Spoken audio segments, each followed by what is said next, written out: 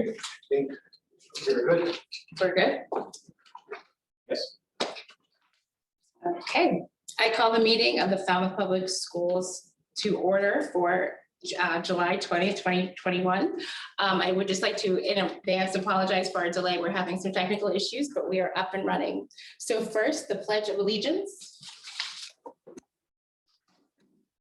I pledge allegiance to the flag of the United States of America and to the republic for which it stands, one nation, under God, indivisible, with liberty and justice for all. I would like to remind everyone that this meeting is being recorded.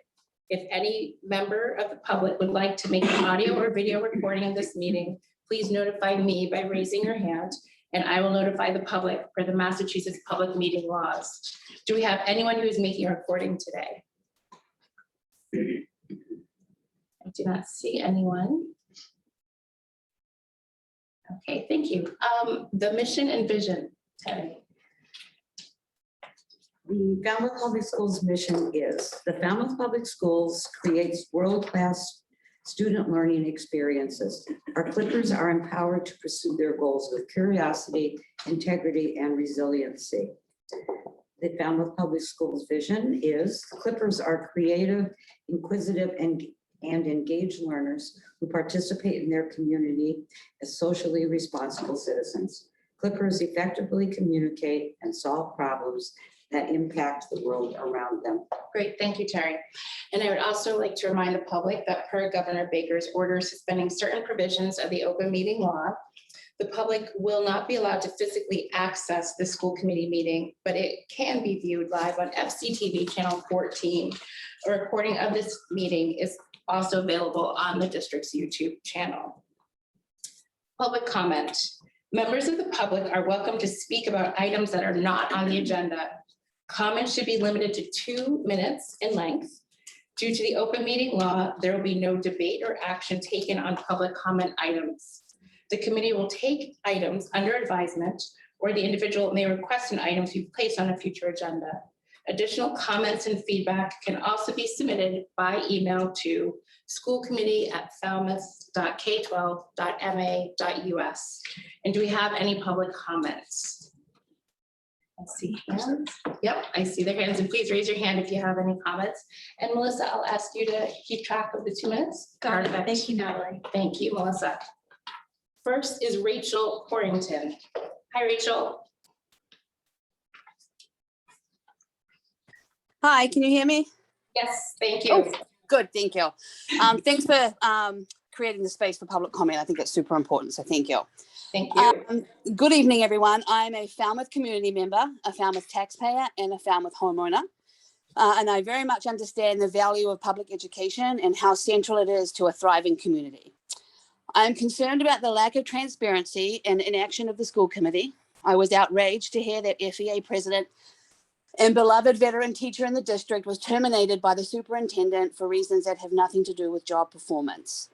Per articles I have read, I cannot understand how a superintendent in human resources department that are under investigation for unfair labor practices that have been flagged by unions across the state for union busting and that have been received an overwhelming vote of no confidence from the Falmouth teachers have been allowed to follow through with this termination unchecked. This feels wrong and calculated. As a school committee, you are elected representation of Falmouth students and families. I do not believe that you are doing your job to monitor the irresponsible behavior of the superintendent against our teachers and ultimately our students who will become our adults in this community.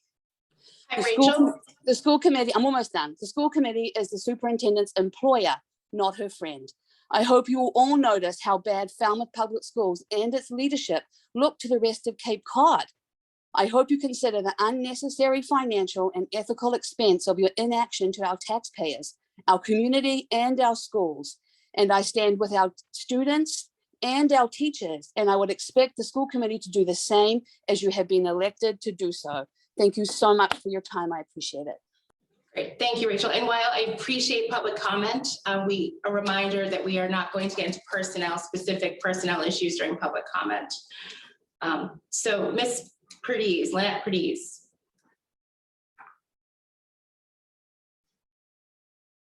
And I think you're muted. Okay, can you hear me now? Yes, hi. Okay, so good evening, members of the Falmouth School Committee. My name is Lynette Perdiz Cash, and I've been employed with the Falmouth Public Schools since August 1988. I come before you once again to show support for my FEA Union President, colleague, and friend, Lori Andrade. I urge you to do the right thing and reinstate Lori Andrade as an educator back into the Falmouth public school system. Lori has performed her job as union president well and abides by the rules of our union contract to serve all our membership and respect the Falmouth Public School. Her role as president has never compromised her duties as the vice principal and vice principal of the East Falmouth School and SEBA. I recently learned that members of our administration are participated in the MLK Mosaic. My first response would be to applaud this effort for this undertaking. However, based on past and recent events and the historical treatment of Black female educators in Falmouth, it appears to be just for show. Each of the following women were treated unjustly by the Falmouth Public Schools: Emma Barrow, Anna Martin-Gerald, Debbie Dagwan, and now Lori Andrade. These were all highly qualified, educated Black women or minority women that were employed by the Falmouth Public School.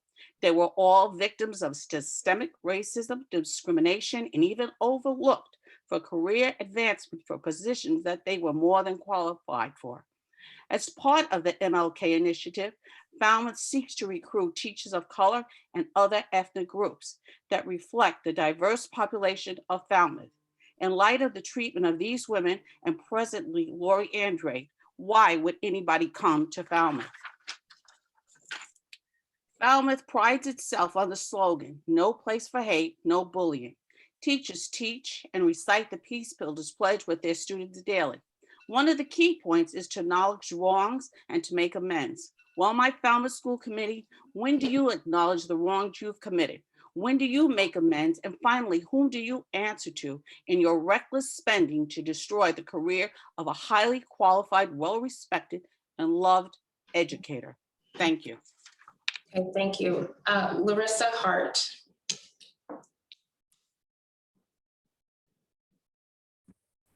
Hi there, can you hear me? Yes, we can. Okay.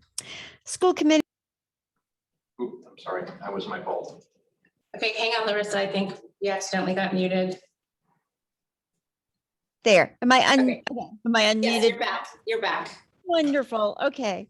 I have so much respect for the superintendent and for Lori Andrade. And I understand that we are really living through very stressful and unprecedented times. But I have to ask the questions.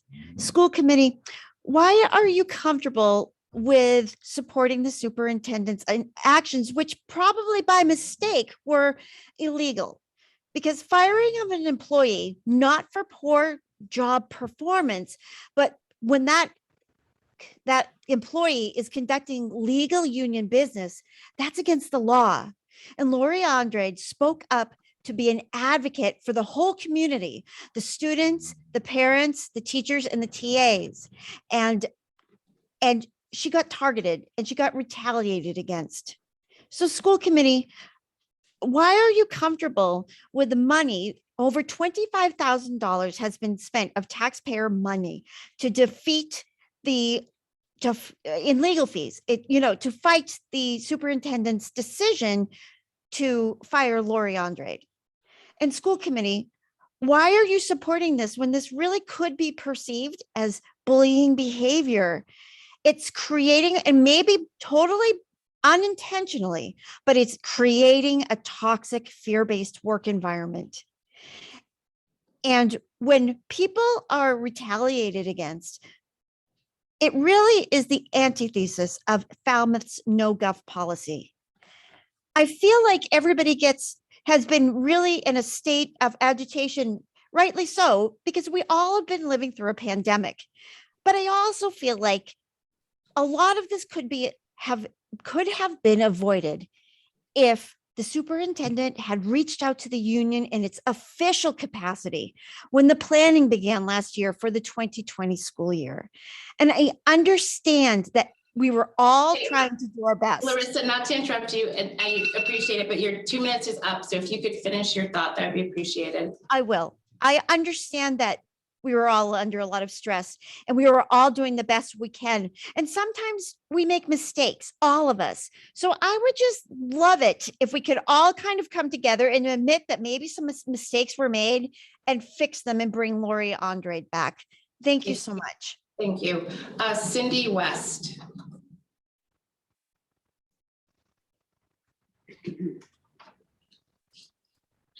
Hi, Cindy. Are you there? She's not. Hi, Cindy, can you hear us?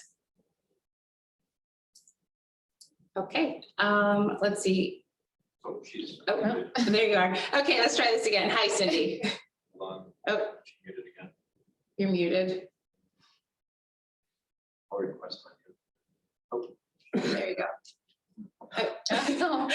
We're playing a game here. Cindy, there you are. Cindy, can you hear us? Nope, you're muted again. Huh. Cindy, let's try this one more time and then we may need to move on. So can you unmute yourself? I think I am unmuted. Oh, there you are. Yes, we hear you. Hi. Thank you guys for waiting for that.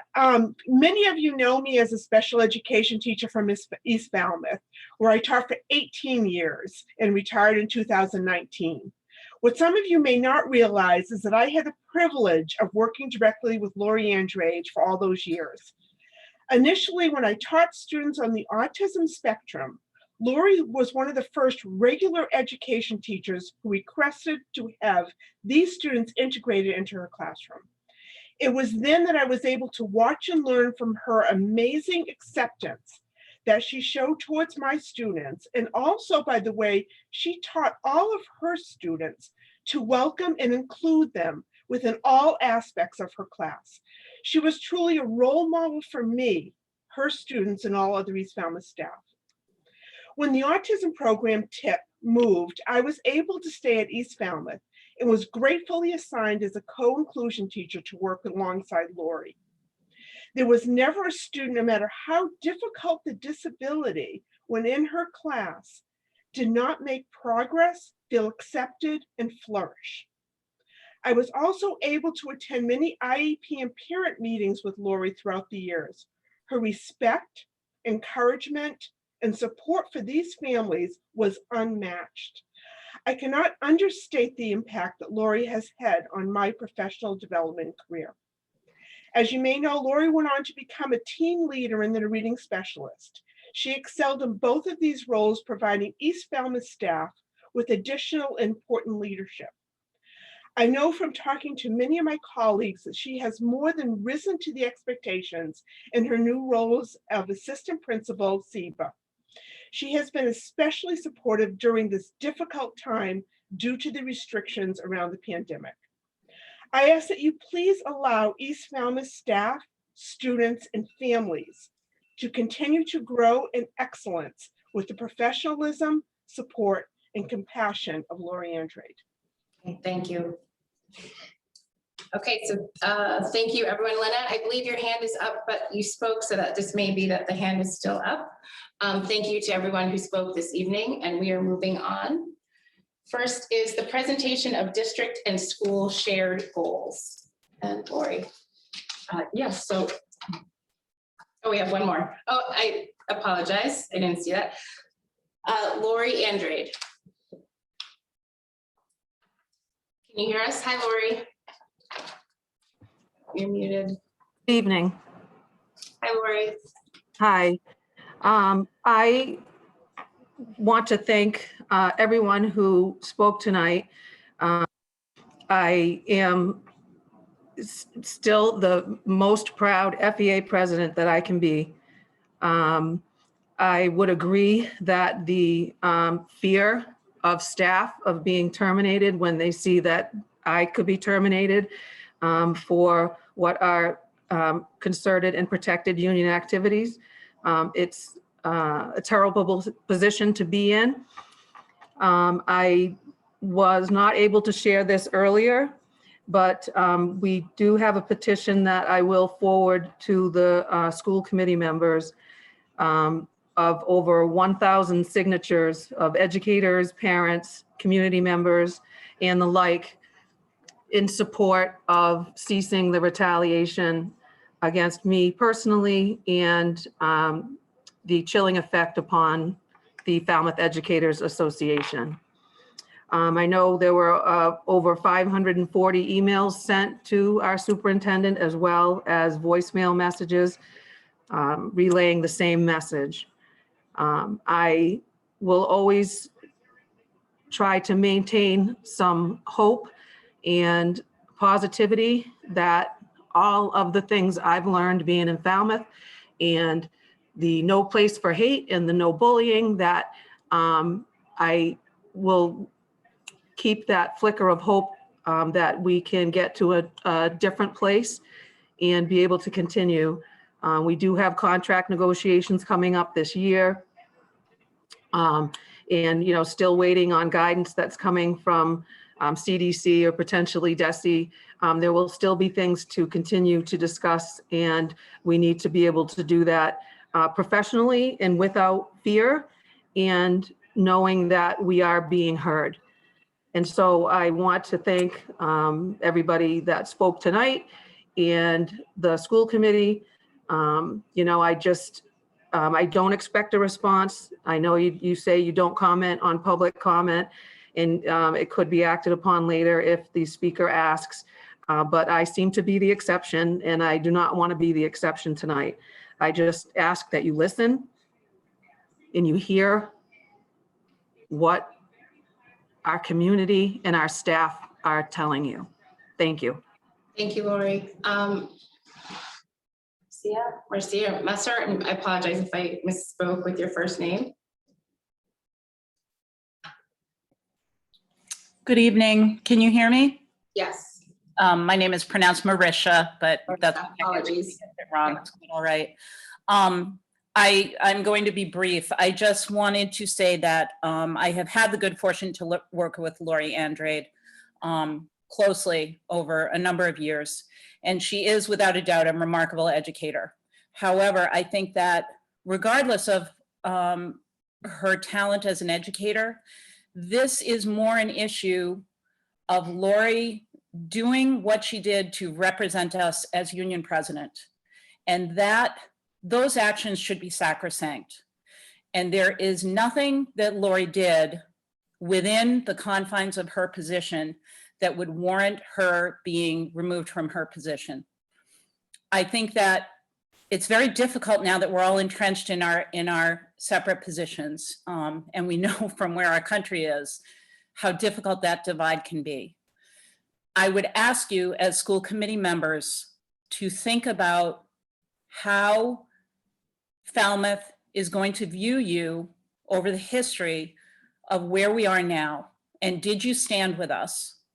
And I will say, those of you who do stand with us, we welcome you with open arms. If it means changing your position and leaving behind this divide and stepping over the trench, you have a community, you have a staff who would cheer and support you.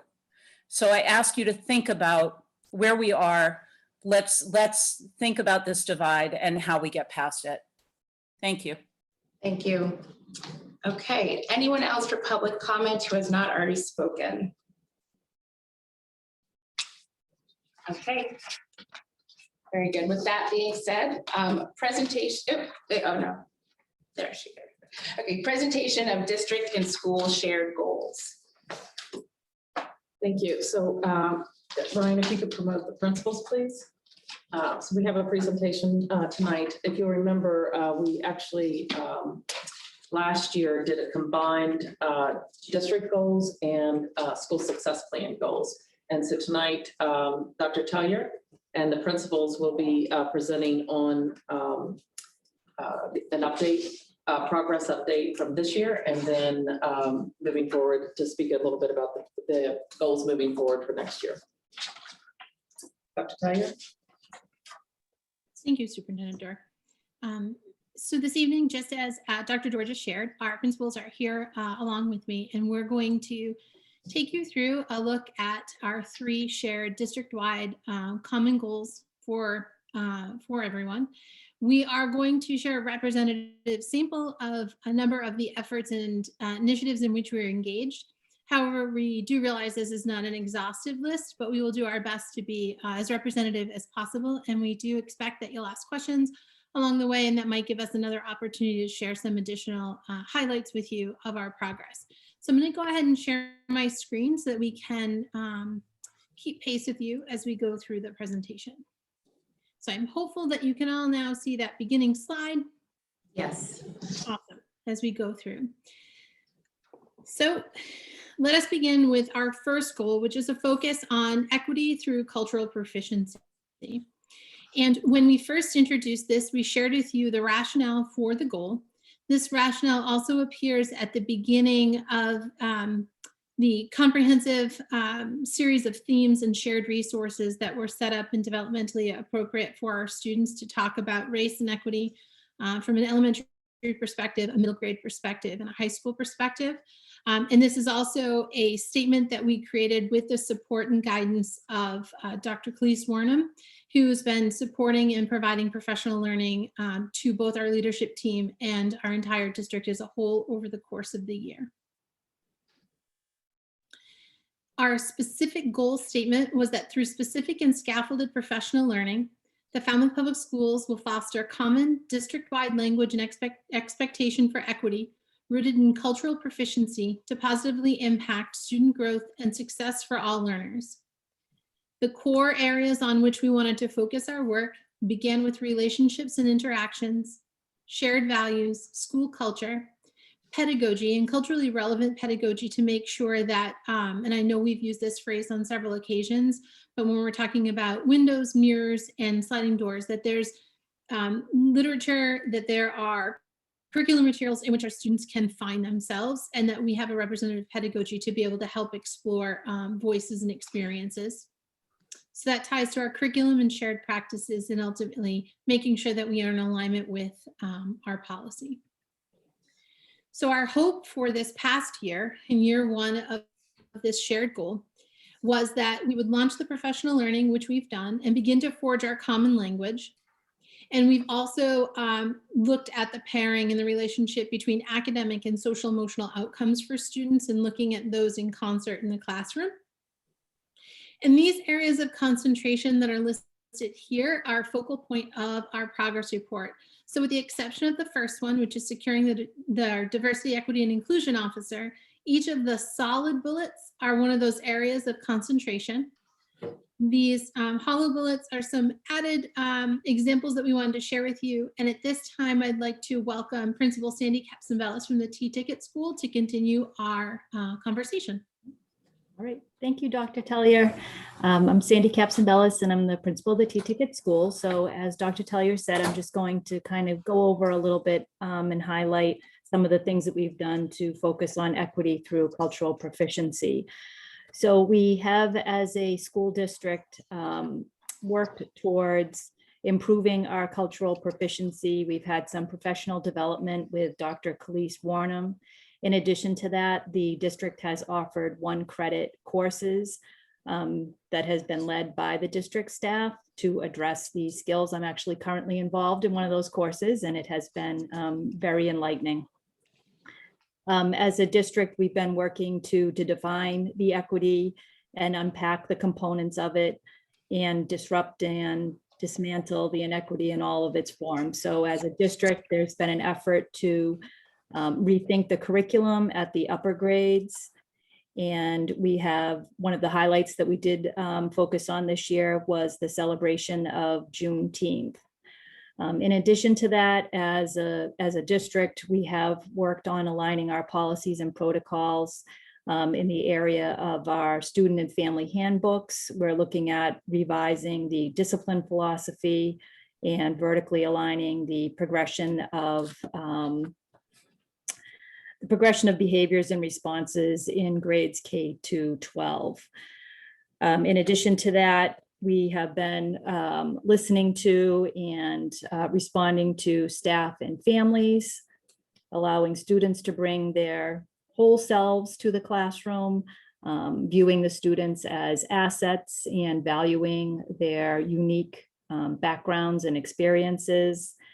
We've begun to learn about the restorative practices and piloting some strategies within responsive classroom so that the expectations can be scaled for implementation next year in year 2 of the goal. So in addition, I'd like to highlight one of the actions that we've had across all 4 elementary schools this year to focus on the Juneteenth holiday. So across all 4 elementary schools, as you may recall, we had a special event that took place in Authors Talk with Carol Boston Weatherford and her son Jeffrey. And together they read Juneteenth Jamboree and shared some history about the holiday. In addition, they provided time for questions and answers with students. And Ms. Weatherford and her son focused on perseverance and not giving up as factors which led to their success. And it was fun to see the students' faces light up as they were able to make connections to their own experiences in the classroom with writing and illustrating. That author's visit was made possible through collaboration with our community partners. So I'd like to give a special thanks to FEF, No Place for Hate, and 8 Cousins Bookstore. And additionally, FEF had supported a mini grant so that each classroom teacher received a copy of the Juneteenth Jamboree, as well as each school library. Across all 4 elementary schools, students were also able to participate in an art poster contest titled Leave a Legacy Through Art. Student artists were asked to create art that represented key moments in history or to celebrate what Juneteenth meant to them. And so the final artwork was showcased at the Falmouth Art Center and at the Falmouth Public Library. And during the 3rd week of June, our food services department was preparing some red foods for all of the students, including a red velvet cake. And then individually at each of the elementary schools, there were additional celebrations. So for example, at the Mullen Hall School, the 1st graders sang Lift Every Voice and Sing. And at the T-Ticket School, we shared a slide deck with families and staff that included a brief history of the holiday with developmentally appropriate videos and some links to online books and other resources that could be found at the public library. And then of course, all the schools engage students in classroom discussions and activities to celebrate the holiday. So I'd really like to thank all of our community members for their support and helping us celebrate and educate our students around and about the holiday Juneteenth. I'm not sure if anybody has any questions before I turn it over to Dr. Reardon to talk about Morse Pond School. Do you have any questions? Let me check with, see if Leah is here. Nope, I do not see any questions. Thank you. We can continue.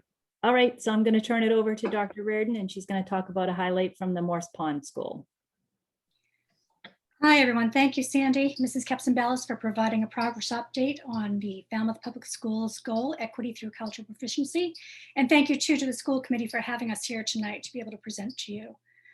As the principal of Morse Pond School, I've been asked to shine a quick spotlight or example, if you will, of Morse Pond's journey of cultural proficiency. And I'm very proud to share that in the midst of a remarkable, anomalous year, a group of several faculty and staff came together to establish a Morse Pond cultural diversity team. At the outset, we purchased copies of a book recommended to us by Dr. Warnham entitled This Book is Anti-Racist by Tiffany Jewell. As we began to establish protocols and define our purpose, we all agreed that in order to bring about equity for all, we would need to focus on 2 powerful concepts: kindness and respect. We acknowledged that all of us at Morse Pond know the importance of kindness and respect. What we needed to do next was embody what they mean. And that's when one staff member in particular put her passion for equity into action which had direct impact on all of our faculty and staff, but more importantly, on our students. If you know this individual, it won't be a surprise. Mrs. Elizabeth Abbott, our librarian and media teacher, submitted a grant to the Falmouth Education Foundation, whose generosity will support Morse Pond's journey of cultural proficiency. And although the grant targets action steps for the upcoming year, Mrs. Abbott wasn't about to wait to get started. As a member of an online group called the Culturally Responsive Teachers, Mrs. Abbott learned about author-poet Charles Waters, who co-authored children's books, Can I Touch Your Hair?, Poems of Race, Mistakes, and Friendship, and Dictionary for a Better World, Poems, Quotes, and Anecdotes from A to Z. This in turn led to having our generous PTO sponsor 2 virtual authors visits with Mr. Waters for both our 5th and all of our 6th grades. Further to that, at the end of the school year, every one of our 5th graders went home with a signed copy, hard copy, of Dictionary for a Better World, again, courtesy of our PTO. This is a book of poems addressing topics from A for acceptance to Z for zest, and everything in between: courage, empathy, kindness, respect, and more. This is the work that has happened and will continue to happen at Morse Pond, aligning our goals with that of Falmouth School, the school district. We are looking forward to next year and the implementation of the FEF grant, entitled We Are All in This Together, Bringing Respect for Diversity to Our School. And a few of those activities will include activities to gain an understanding of the concept of windows, mirrors, and sliding doors, which you heard about from Dr. Tellier, and you can find more about in a TED Talk by Grace Lynn. The creation of identity maps, allowing students to share who they are as unique individuals, and welcoming diverse speakers who are members of our very own community, examples of which are high school students who are members of the Wampanoag tribe. There's lots of planning to be done, but for now, I'd just like to take this quick opportunity to publicly thank Mrs. Liz Abbott, our entire cultural diversity team, always supportive PTO, and of course, the generous members of the Falmouth Education Foundation. You are what helped to make this work happen. And it's now my pleasure to introduce Mrs. Mary Gans, principal of Falmouth High. Unless there are any questions. Any questions from Morse Pond? Nope, we're great. Next for Mary. Thank you, Kathleen. Good evening, everyone. A highlight at the high school has been the creation of our faculty and student group, Clippers for Racial and Social Justice. It's a wonderful group with numerous students and staff members on it. We've been meeting regularly. We actually started in the spring, but we really took off this year in the fall. And we've been meeting regularly. We've been discussing ideas, issues, and possible projects. We have 2 projects in line. One is a mural project, a racial and social justice mural project, mirrored a little bit after the Get Out and Vote mural project that took place a year and a half ago, I think, in downtown Falmouth. And we got an FEF grant for that, a student opportunity grant, which is wonderful. And we're working on a listening series similar to the Woods Hole listening series, where we're soliciting stories from students and staff members regarding their personal experiences with racial and social injustice issues. We also hosted a week of racial and social justice awareness leading up to STEM Fest and Juneteenth, where we had numerous announcements. We had different quotes and images posted throughout the school. And really the goal of the group is to amplify student voice. So we will hopefully be soliciting even more students in the fall when we get back and up and going. And it's a wonderful group. As I said, I give the students and the staff members in the group tremendous credit, because we've come up with some great ideas to really highlight racial and social justice issues at the high school. Great, thank you very much. Are there any questions from school committee? No questions, great, thank you. And so you're going to speak to year 2 and 3, Dr. Tellier. Yes, and thank you. Thank you again to Principal Gans, to Principal Reardon, and to Principal Capson-Bellis for sharing your spotlights. As we look forward into years 2 and 3, we want to continue really to focus around the year 1 goal and continue to scale our work and deepen our work. And I think that each of the 3 spotlights begin to tell part of that story of what we're looking forward to in the coming year. And then as we're doing that, making systemic changes as well, right, that are informing hiring practices, but also mentoring strategies. So we have introduced a formal component to our mentoring and induction program. I'd like to thank Mr. Derek Zara, the teaching and learning specialist for the district, as well as Mr. Henry St. Julian, one of our assistant principals at Falmouth High School. They're teaching the 3 one-credit graduate courses, and they're also growing their team who's willing to jump in and help lead that work. But they're also bringing that into mentoring induction and helping to set the stage for what it means to join our community of learners. And then continuing into next year, we also want to be assessing progress through student feedback and staff feedback. So hoping to have surveys that are focused around our equity goals that will have district-wide questions, and then also have opportunities to respond to some of the additional efforts that you heard that are more specific to each school. As we think about the relationship moving from goal 1 to goal 2, it's a bit of an infinity loop. Because there are connections. And I think in each of the spotlight stories and in the progress report that Principal Capson-Bellis shared, you can see that our community partners are integral to the success and our ability to do that. So while goal 2 was anticipated to narrow in our partnership with the Woods Hole professional community, there are a couple of examples in here that also will speak to the expansion. And coming off of goal 1, an additional sort of highlight that I'd like to share, especially because I know that the school committee entered into the land acknowledgement with the Mashpee Wampanoag tribe. Jerry Lassos has also shared in a couple of his comments with us that he's been working in partnership with Mr. Mike Feeney, our social studies department head. And one of the things they're doing is taking some time to dig into our social justice curricula and make sure that we're calling forth stories and experiences that are also representative of our native communities, and in particular bringing forth some of our local connections. So I just wanted to share that as well as we build the bridge to goal 2. So as we started with goal 1, I share again the rationale. And this is also linked into both the overarching and the contributing goals that we had set at the very beginning of our journey in working with our professional partners in Woods Hole.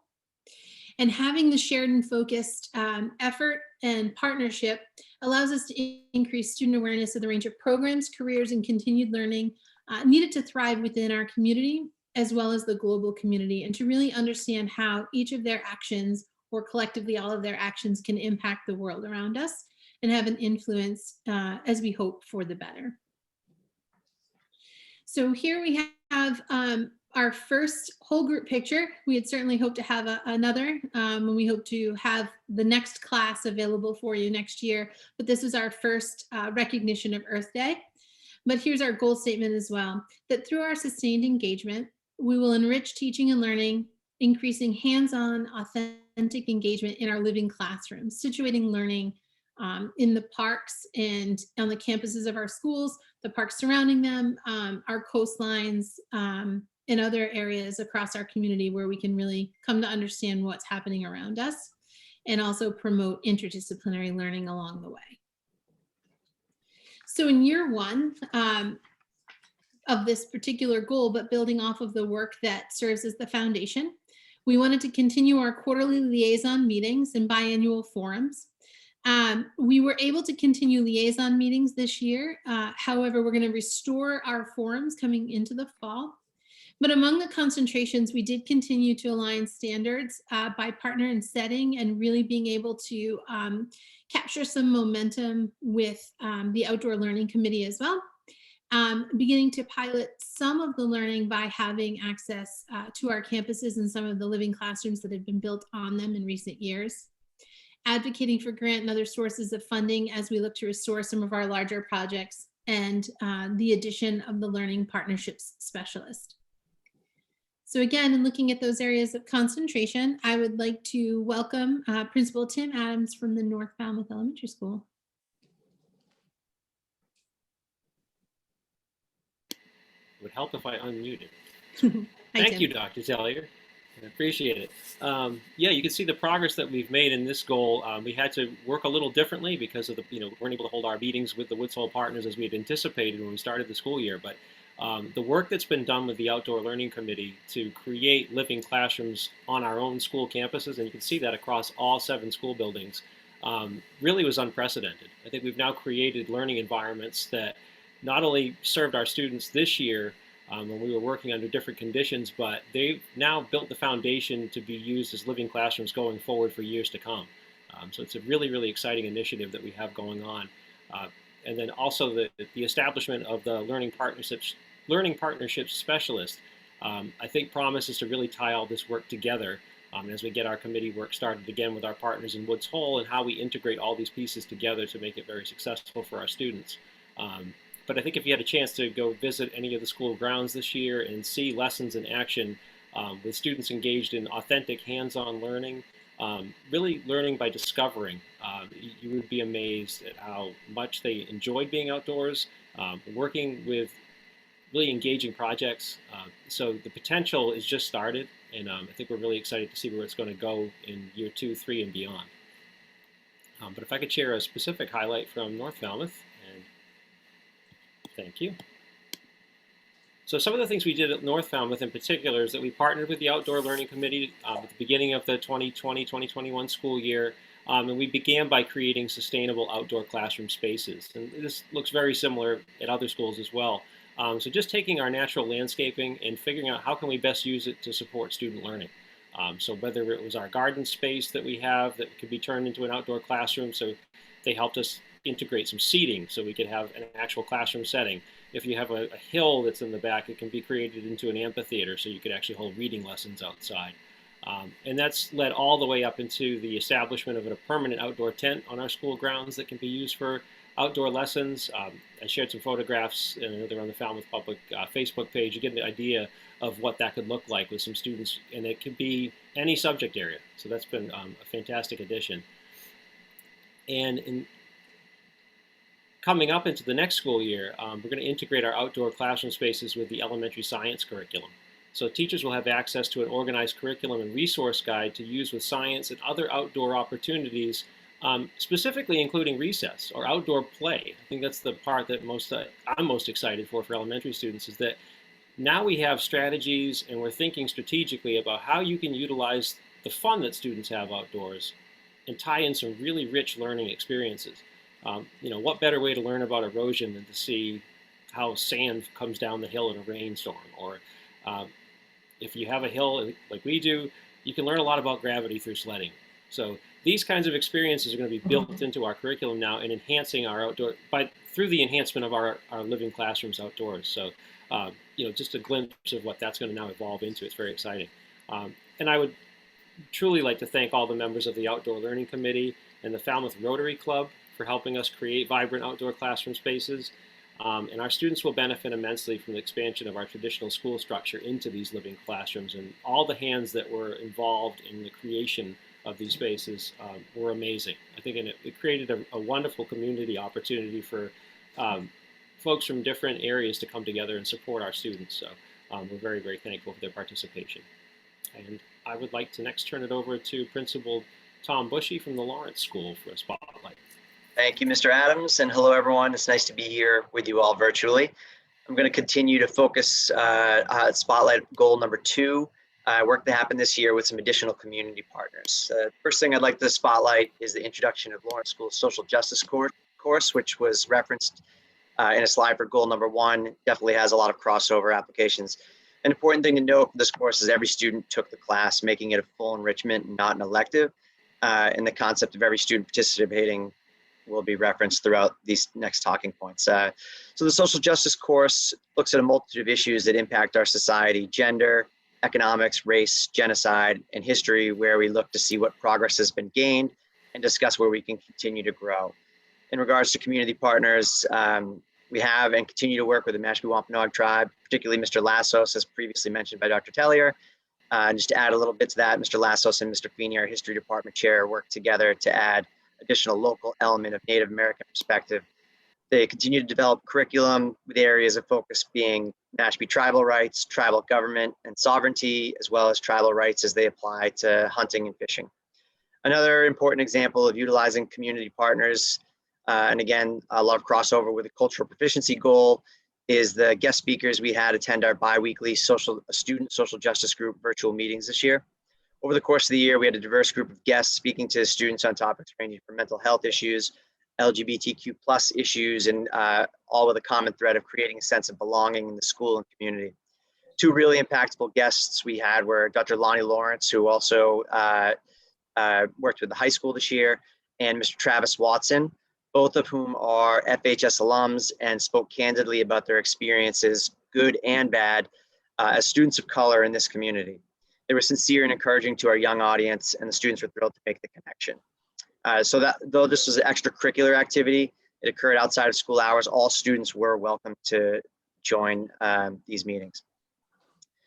I believe we're going to move to the next slide at this time and talk about some work that started before the pandemic, but that we expect to accomplish in the upcoming school year and beyond. The first learning event I'd like to spotlight is specific to work with our friends in Woods Hole, and that's the Day in the Village event. Again, every student in the entire grade will partake in visiting Woods Hole by team over the course of 3 days. Thanks to Grace Simpkins for putting together a great team to plan for this event, which would have 90 students per day, focusing on some driving questions around how we get fish from the ocean to the dinner table, which is very applicable to the lives of the students here in Falmouth and Cape Cod. Over the course of the day, students will learn about the fisheries industry, looking at survey gear and touring the dock and vessel Gloria Michelle at NOAA, then work with Hui, learning about gear modification and design of equipment. From there, they'll learn about the biology of fish, actually doing some dissections, then on to learning about the age and growth of the fish, and finally, population dynamics and estimation of haddock population for future years and sustainability. It's a brief overview, of course, but the 5 stations that the students visit will have multiple correlations with math, science, and math standards. The next learning opportunity for the kids is the Cuddy Hunk STEAM Academy. And this work began 2 years ago. We sent a small group of young ladies on a pilot visit to Cuddy Hunk STEAM Academy. And the group had an incredible experience. And the goal now is to get the entire 8th grade class to have a similar experience. At the academy, they learn about the health of the watershed community through data collection and gathering marine debris on the shore, which they actually turned into art projects. They work with local fishermen about the industry, growing kelp and measuring bay scallops. For example, they also learn about the different ocean zones and their respective organisms. This is a multi-day experience, so lodging on the island needs to be coordinated, and getting small groups of students out to the island takes a lot of planning, but the Cuddy Hunk School District is committed to coordinating with us since the school system is such a vital part of that community and their enrollment is very small. Again, a common thread here is partnerships. Despite the pandemic, we have some good momentum that we hope to build on this year. And I thank you for your time. As always, I'm honored to be part of the school community. I love working with our students and staff here. And again, thanks for the opportunity to showcase our efforts.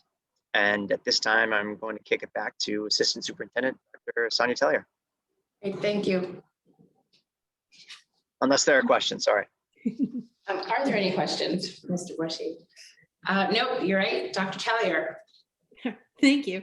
I'd like to thank again Principal Bushy and Principal Adams. I think, you know, looking at what we had anticipated for this year and seeing the sequence of what we actually achieved, we had some overlap with some of our original partners from our Woods Hole partnership come forward through the Outdoor Classroom Committee to help us align our elementary mystery science curriculum with activities and learning opportunities that can occur outside.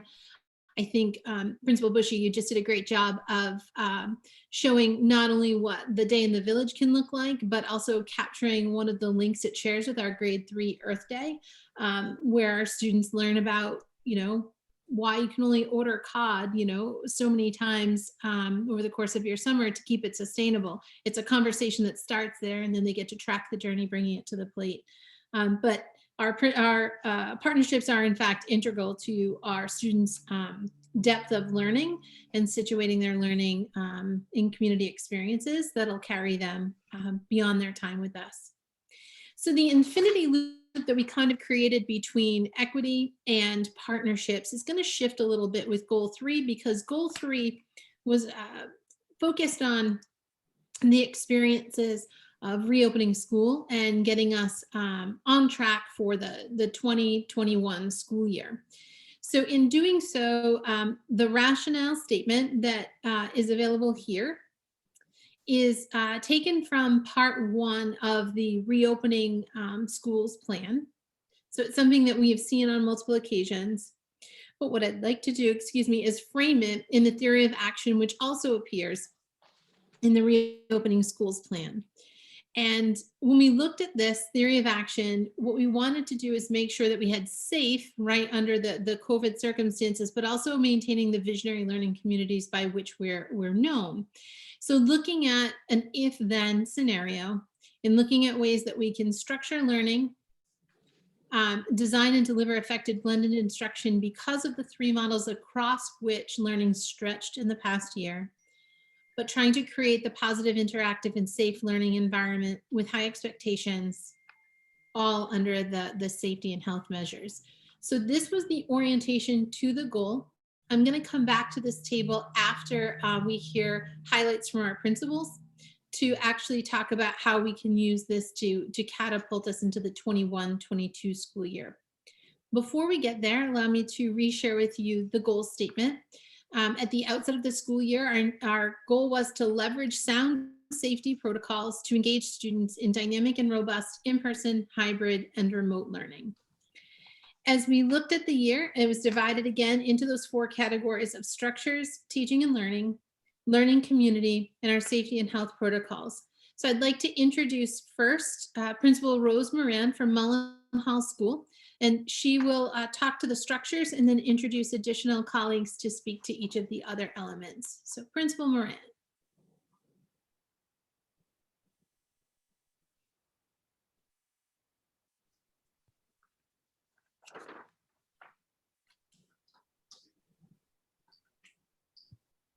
Oh, you're muted.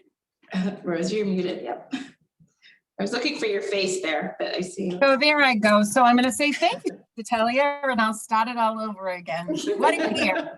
It happens. Well, we did it anyway. So I've been asked to speak to the structures and the rebuilding and the revising of the school to reopen. We had to shift. We had to adjust our normal procedures that had happened, that were happening in the building. We switched to one-way hallways. We had different entrances and exits. We were 6 feet apart and we were wearing masks. Staggered arrivals and dismissals, which the students and staff adjusted to beautifully. We had signage through the hallways to support all those structures. We even at Mullen Hall, we had our little Mako badges for on our IDs, how to remind mask on and stay 6 feet.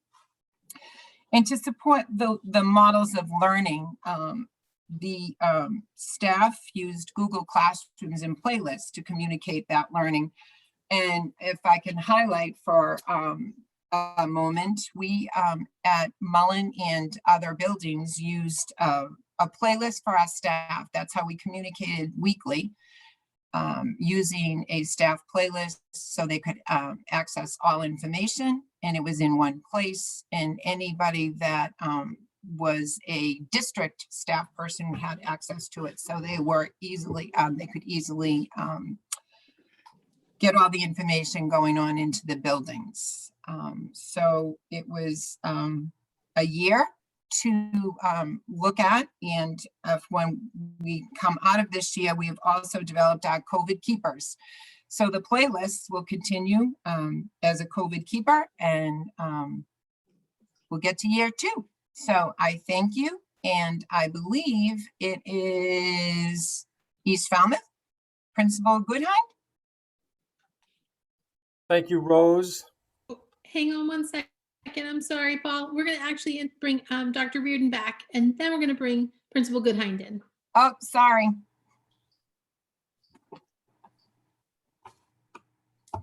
Hi, everyone. Thank you, Dr. Talia, Rose Moran, and Mr. Goodheim. We won't forget about you, I promise.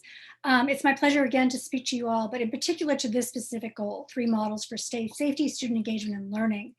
And I'm going to be speaking specifically about teaching and learning. As indicated in the Stronger Together that Dr. Talia referred to, our instructional framework is focused on learning, planning learning, executing learning, measuring learning, and reflecting on learning, using the data we had to drive our instruction. And in September, all across the district, our Falmouth educators had to reimagine teaching and learning. By stretching our technical knowledge base, we created landing pages, as Mrs. Moran just mentioned, and playlists, and educators provided learning plans to meet the needs of all the students with all models of instruction. Now, with blended learning, students are engaging, standards are aligning, they're coherent, digitally accessible, culturally responsive, and sustaining criteria. A lot of words, but it's true. During the 2020-2021 school year, the Department of Elementary and Secondary Education charged districts with providing year-long instruction based on state standards and the associated skills, including expectations for attendance and grading. Our intentionality in the Falmouth Public Schools was to engage all students through sustainable teaching, that each child could achieve academic and social emotional growth. So using consistent technological platforms, we were able to establish routines and predictability. And further, we provided a location where families could access information as they too sought to support their children. Teaching teams throughout the district curated healthy populations of tools and resources, providing rich and relevant learning for all of our kids.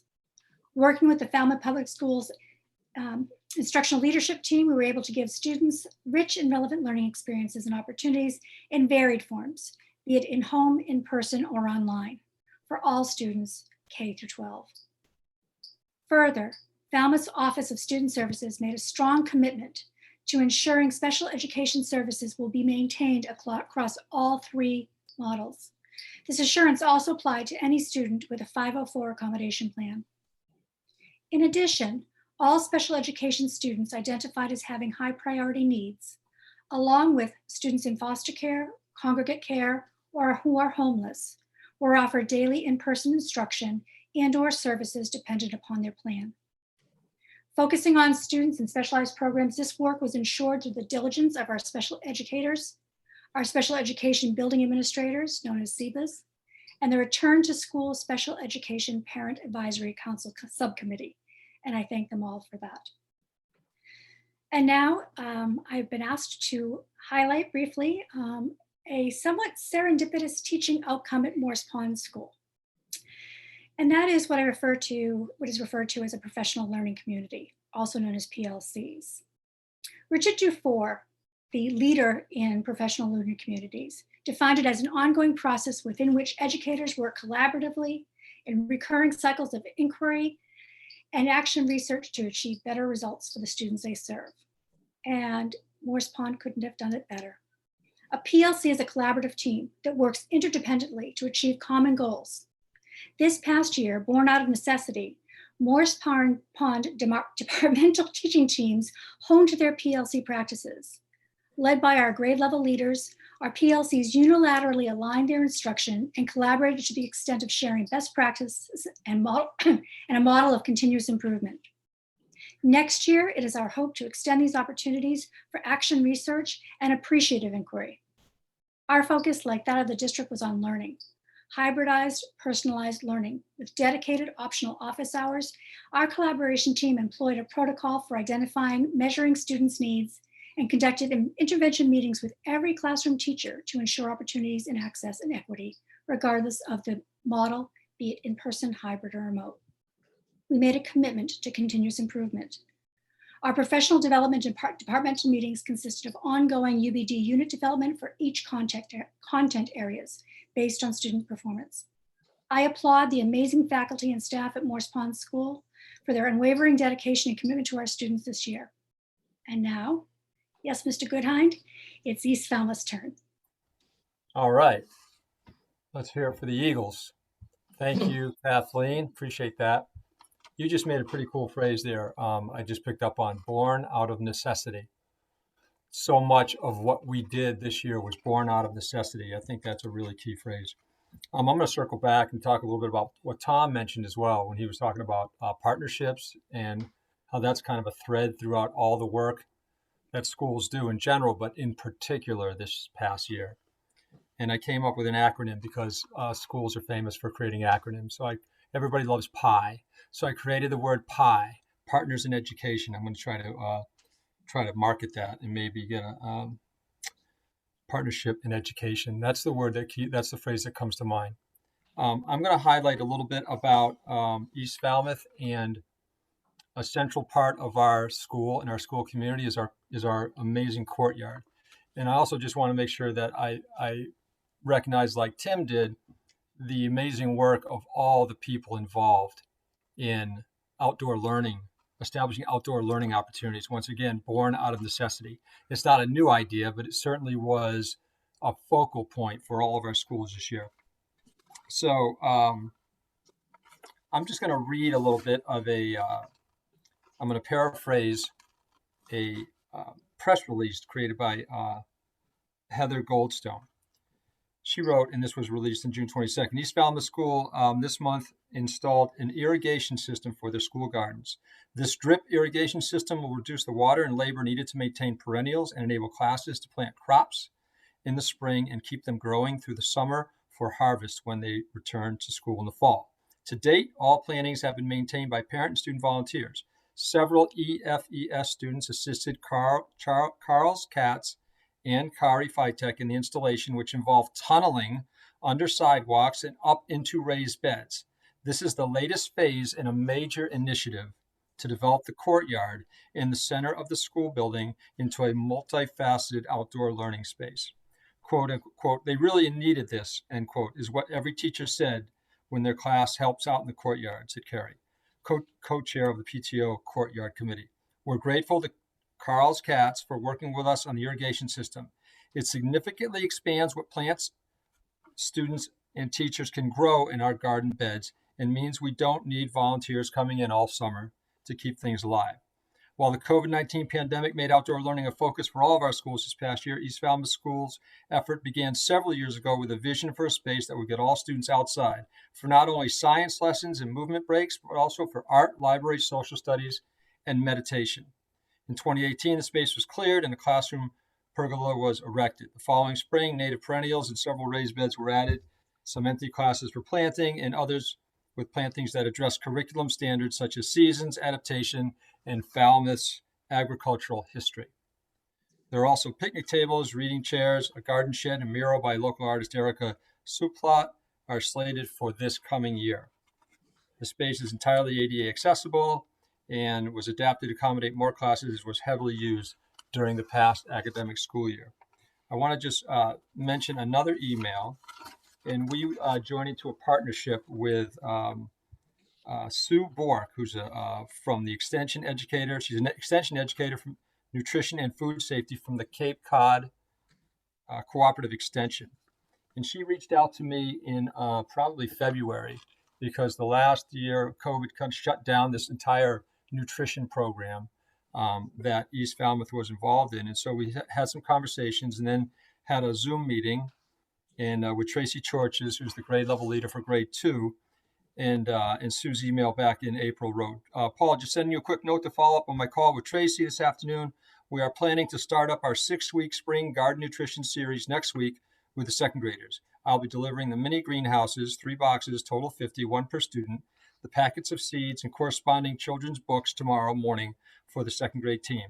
One of my educators, Pam Fantarani, will be stopping by on Mondays with a cooler containing the samples of the highlighted fruit veggie of the week.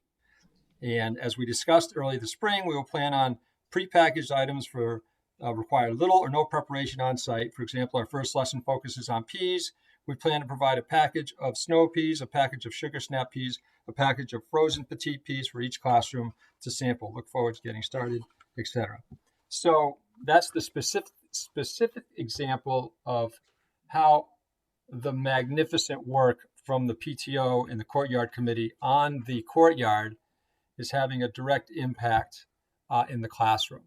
And it's really just the beginning. That vision started way before I ever got to East, and it's coming to fruition now with all the hard work. And I'm trying to bring this all back to my acronym, which is PI, Partners in Education. And when we connect with the community, whether it's through school council, parents, volunteers, VIPs, all the different agencies, our school has become so much stronger. And I will just also remind folks that the courtyard is used for reading and math lessons, art lessons, music lessons. We had school pictures, science lessons. We had a pizza party. We had all these things going on in our courtyard. And I don't want to dismiss any of the magnificent work that was done by other folks in the community, providing tents and stumps and all the outdoor learning educational environments that were established this year, and Tim mentioned earlier in his presentation. So that's all I have. Are there any questions? Are there questions? Any questions for East Falmouth Elementary School? Seeing none, Sonia. Okay, do I get to introduce the next colleague, Madame Tellier? Yes, we want to bring one more principal forward. Merci beaucoup. And I'd like to introduce the courageous, mostly courageous and intelligent woman that I've ever met and that I know, my esteemed colleague from the great state of Montana, Mary Gans. A great state of Montana. Thank you, Paul. Hi again, everyone. Yeah. No, I'm born and bred Massachusetts, so no. Oh, okay. Well, that's close. That's close enough. The Big Sky. Thank you again, everyone. So I'm going to briefly talk about all of the health and safety measures that we obviously had to put in place when we started the school year last year and throughout the year.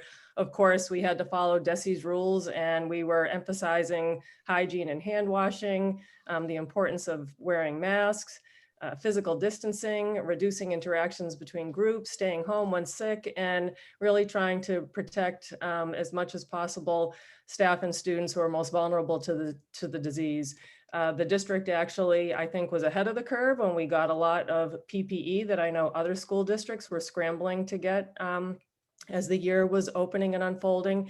And our school nurses, of course, did a wonderful job in consulting with our school physician, Dr. Greg Parkinson, in making sure that our health offices were ready to deal with COVID and that the medical waiting rooms were properly equipped and that we had a safe environment for our students and staff. The district also was very fortunate to have a very robust custodial staff and added custodial substitutes. The additional staff allowed us to clean our schools and throughout the day, literally 24/7, throughout the day and throughout the night.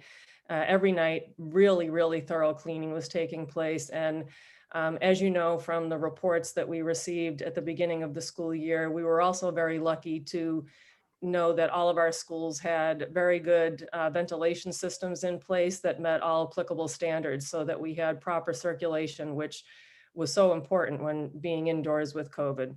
So a little health and safety spotlight from Falmouth High School. I can tell you some of the things that we did at the school. We, of course, had to space classrooms and cafeterias properly to deal with first the hybrid model and then the everyday, the full in-person model. We had one-way hallways and stairways. We had staggered and limited transitions between classrooms.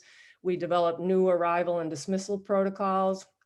I want to give a huge shout out to Marcel Sanchez and his custodial staff. The FHS custodial staff is incredible, always has been, but really took this challenge on head on. They did an amazing job setting up the school, me telling them, wait a minute, the desks have to be 6 feet apart. No, now they can be 4 feet apart. No, now they have to be 6 feet apart. And you know, it's a big school and they just did an incredible job and keeping the school clean 24/7. The teachers too, incredible shout out to all the staff, but the teachers in particular who went above and beyond to ensure that their classroom and the school was safe and healthy, and they were able to successfully work under all of these new conditions. The students were incredible in following all of our new rules that we had in place. And as I mentioned just previously, the school nurses, of course, were invaluable as well, especially whenever we had to do any kind of contact tracing. So I'm really crossing my fingers and hoping that most of these things will be a distant memory as we open school in the fall, and that we won't have to have all of these concerns in place. So fingers crossed for a healthy opening of the school year as we look ahead. Great, thank you. Dr. Tellier.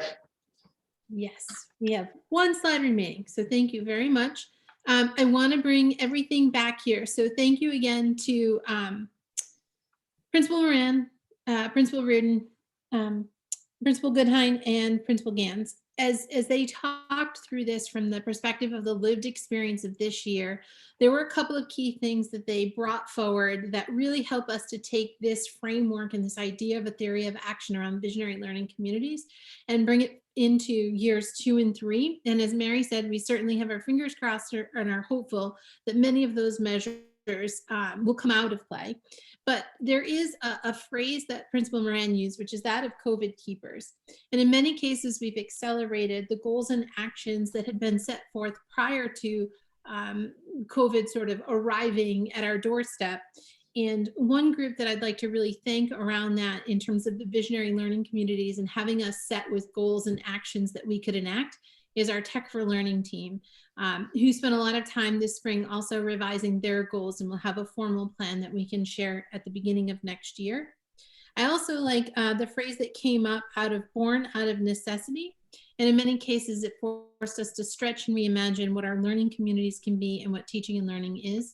And as my colleagues have done, I just want to say thank you to our entire district. Thank you to our teachers for all that they did in their classrooms, in their virtual classrooms, and for helping our students be as successful as they were. So thank you for this opportunity for us to share and highlight progress. And I'm going to stop the share, and any of us can take questions should you have any.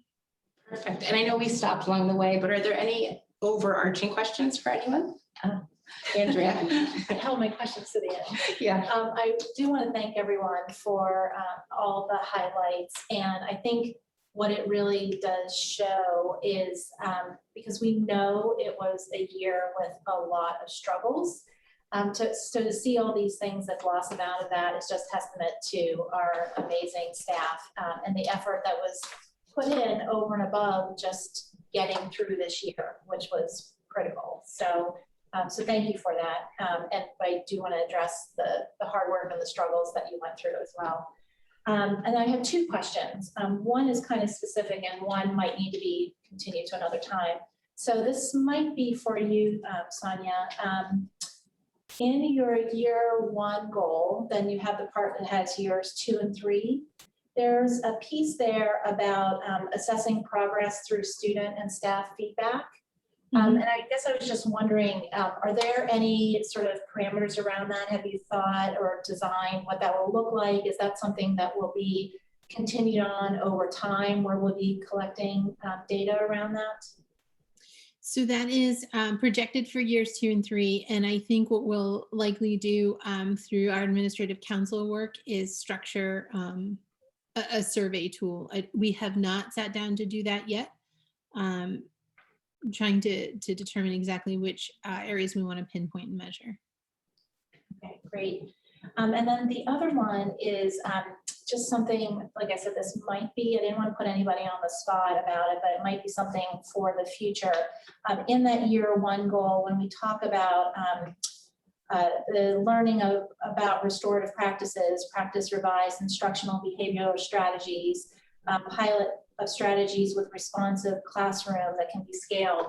I think that hearing some specifics without obviously, divulging anybody's names or anything associated with it, but just to get an idea of what that looks like in practice, I think would be helpful, at least for me and people in the community, to see what that really looks like and can sort of wrap our brains around these new things that we're learning. So again, I think maybe that's probably for another time. Yeah, that's a great idea. I like that. Yeah. Any other questions? Terry? It's not a question, but it's a comment. And I think it was Mr. Adams who was talking about the fish, and that was brought about by our initial transactions with the Woods Hole community. So I was worried it was dying over the COVID year because, I luckily I've said this over and over again, I luckily got to go on the tour with the administrators of the different things that they were going to be doing. And so anyway, I'm really glad that flame is being, what's the word with the thing in the fireplace? Banned, right? I'm a college graduate. I should have those kind of words. But anyway, so I'm really happy, and thank you, Mr. Adams, for telling us about the fish. And think that might have been Mr. Bushy too. But Excuse me? I think Mr. Bushy had a comment too. He had some detail about the fish project as well. So, give credit to Tom as well. Exactly. Yeah. It's a great topic. Yeah, That's great. and the peas were interesting too. Yeah. Any other questions? Okay, well, I would like to say thank you for being here, and thank you again to the staff and the teachers for all of your hard work. It was just really impressive to see what you were able to achieve while navigating COVID. So thank you so very much. Okay, thank you. Thank you. Thank you. Have a good night. Next is the first read on revised sections of the Student Family Handbooks for 2021-2022.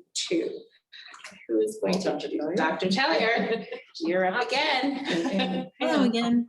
Hello again. So our members of the policy subcommittee and Superintendent Dorr and myself have met on a handful of occasions, really trying to capture the work brought forth by two different communities in our district. The first is the work of the superintendent's homework task force, which began in fall of 2019, continued their work. They continued their momentum through this year and had a revision around homework guidelines, shifting it to the title of Continuation of Learning Outside of the Classroom. Included in your packet, I provided for you the language that's in the previous edition of the handbook. So from the 2021 school year. I don't know why I had to rethink that. I think it's because 2020 felt like it never ended. And then a preview of the draft being shared for the 21-22 school year. It's been workshopped with a number of different smaller convenings across the district, as well as the task force, with considerable feedback being brought into the draft, and then continued workshopping through the policy subcommittee. And the connection to Falmouth Learning Partners.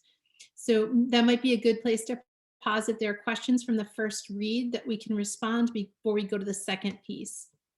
And the reason, I'm sorry, I should have preface. The only reason that we're talking specifically about these two areas is because they're the only two areas being substantively revised or affected in the update of the handbook for the new school year. Okay, so yes, so let's take questions for the homework section and the continuation of learning outside the classroom. Take those sections first. So are there any questions on your first read related to homework or the continuation of learning outside the classroom? So I have a clarification question. So it would be taking out the entire homework guideline section and completely replacing it with the new piece. Is that correct? Yes, there are some pieces around the expectations, the nod to the time parameters that remain in the revision. They've just been altered through the work of the committee. And that's the same, is that the same for the next, so I don't ask the same question again. That's the same for the discipline section too, correct? Yes, there are, when we get to the discipline section, the first half has been added Trying to in. save us. Yeah. Sorry. Yeah. Sorry.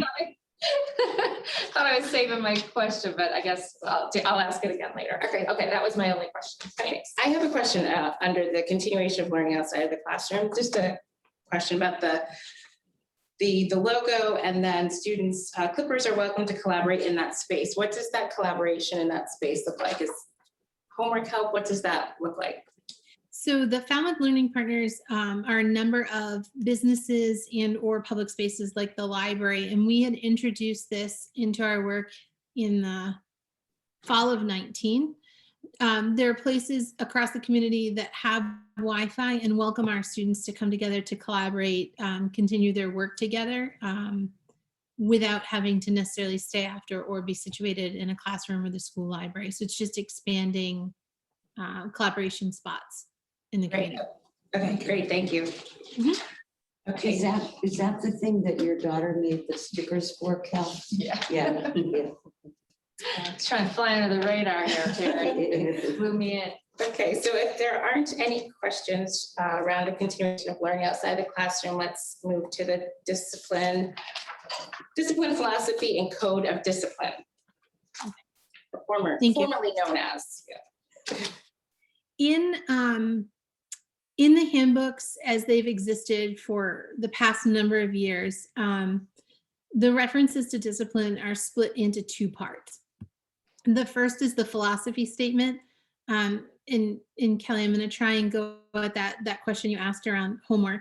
That's the part that's been significantly revised, in part because we've entered a section in the beginning, How Will I Be a Clipper, that makes a connection to the portrait of a graduate that has been largely prepared by our instructional leadership and gathering feedback and input along the way, but that looks at learning from age 3 through graduation. So we wanted to start by making a connection to that to set the tone for where the philosophy goes. The philosophy begins to introduce specifically the language of restorative practices, which we've talked about in conversation, we've talked about in presentation, and we've really begun to scratch the surface in our professional learning. But this starts to bring it into focus around the shifts that are happening in how we're approaching conversations and relationship building when we're looking to influence student behavior and trying to frame it as positively as possible. So that's why, in presenting these, we wanted to share that with you. Though, even though I've shared with you what it's going to look like when it's published in the elementary, then the Morse Pond, Lawrence, and high school handbook, How Will I Be a Clipper? And then that philosophy statement are the same in all 4 iterations of the handbook. Then you see kind of that movement in the middle of each of the documents to the code of conduct. And the code of conduct, and we've worked also with legal counsel to try and build a statement that sort of sets as a bit of a bridge, because we don't want it to be jarring to move from the philosophy in the direction in which we're headed. And we've workshopped this with our administrative counsel, with our assistant principals, and we sat down and had just a specific handbook workshop, but then there's been a lot of other conversations around this work. But the reason for that pivot is because everything that we do still has to be done in the framework of state and federal law. So there actually are specific laws that we have to cite and reference to make sure that our school community knows if these behaviors happen or these actions happen, the law actually prescribes for us what our course of action has to be. But one thing that we did do this year that we had hoped to do last year and just ran out of time in revising is places in which we had previously copied and pasted paragraphs out of the Massachusetts general law. There's now hyperlinks that take you straight out to the mass.gov site and bring you right into the entire law. So also any section that we chose to copy can't be taken out of the context of the entire law. Great. Are there any questions from the school committee regarding the discipline piece of the revision? Okay, so Okay, Kelly. so my first question is that those things that you were mentioning that like Mass General Law dictates that are listed in Morse Pond Lawrence High School, they're not listed in the elementary. So I'm wondering, I mean, yes, it's not as likely that there's going to be a controlled substance or whatever, but do we still have to have those for elementary? In the several conversations in which we engaged with legal counsel, that was not one of the pieces. I think there's a specific reference at one point to 37H, which sort of is the umbrella for handbooks. But we did not need to, nor have we historically added in the sub pieces around some of the specifics. Also, just sort of looking historically, those are not infractions we've seen. It typically looks more at things that may result in a shorter term, one day sort of interaction or. Sure. I just was wondering if it needed to be in there. I appreciate it. Based on your comment about the law thing. And so then my second question, or it's like more of a comment actually, is that I do like I find it easy to understand the step 1 or the like progressive coloration of the table. So anyway, that's just a comment that I liked it. So my last comment actually goes between both of these changes and probably the whole handbook in general, that, you know, when I read this, I can't read it easily, you know, like there is complex language in here and it requires my attention to understand it. So that makes me wonder whether or not the literacy level for our families and for even kids who are reading this, hopefully, I mean, it does say that you're supposed to read the handbook and sign that you've read it, whether or not they will fully understand what it is we're expecting, especially around things like restorative justice. That's something new and may be an entirely new concept in some ways to them. So I know you can like run things through a literacy level, you know, gadget. I don't know how it actually works, but I know they have them. And I would just like to know that we're hitting our target, whatever that might be. I don't know what our target would be, but because it's always walking a fine line. We are educators, so. Thank you. Any other, Leah, I see your hand up. Kelly, I think that's a really good point. It's been kind of wrapping around in my head of like how to verbalize this, but I do feel that these handbooks, or at least in my house, are not necessarily read, except for if I'm a school committee member, then they're read, but that they're definitely not read by my children. And so I think that, you know, to make this a living document for students and for staff, maybe instead of expecting literacy levels, because we do have families who are also illiterate or have low literacy skills, maybe making some videos explaining what the components are in both a student-friendly way and family-friendly way, and then maybe having some resources with that. I find these documents really cumbersome and hard to navigate. So I appreciate you bringing that up, Kelly. So those are just some ideas I have of some ways to do it. And, you know, if you do videos, making sure that you're also doing them in Portuguese and Spanish. And if there's another majority language that we're having within our ELL programming. I do have a specific question also. I noticed that expulsion was taken away from different areas within the handbook. But I'm looking on page 73 of our huge document we got for the notes. And it's on disciplinary, which is crossed out, infractions and responses at the high school level and level 4. In there, it says habitual school offender. And then under the expected interventions and consequences, it goes through first incident, but then it has expulsion there. When I read down, it does look like if someone is a habitual offender, they actually don't, expulsion was taken out there. So I just logistically thinking, does habitual school offender need to be removed from this level? I will take that question back to legal counsel. Because every time that it's been removed, we had gone through and looked at it in alignment with the law. So I will just bring that back and make sure. Thank you. Any other questions? Because later on it does refer to expulsion has been taken out for habitual offender. Any other questions? Okay, I actually have a question and a comment.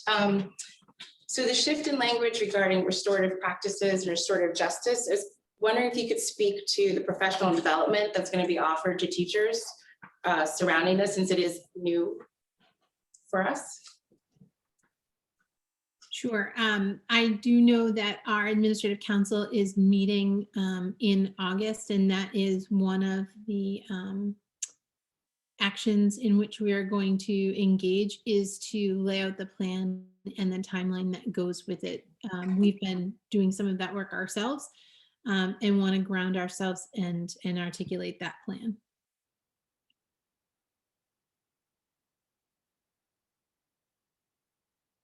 And then you froze for a minute. It's like on my laptop, you're still moving, and on the big screen, you're not. It was rather confusing for that moment. But, and then just a comment. So if we look at the Morse Pond level 2, it is, again, for Morse Pond, it's the 5 or more unexcused tardies per quarter could result in a consequence.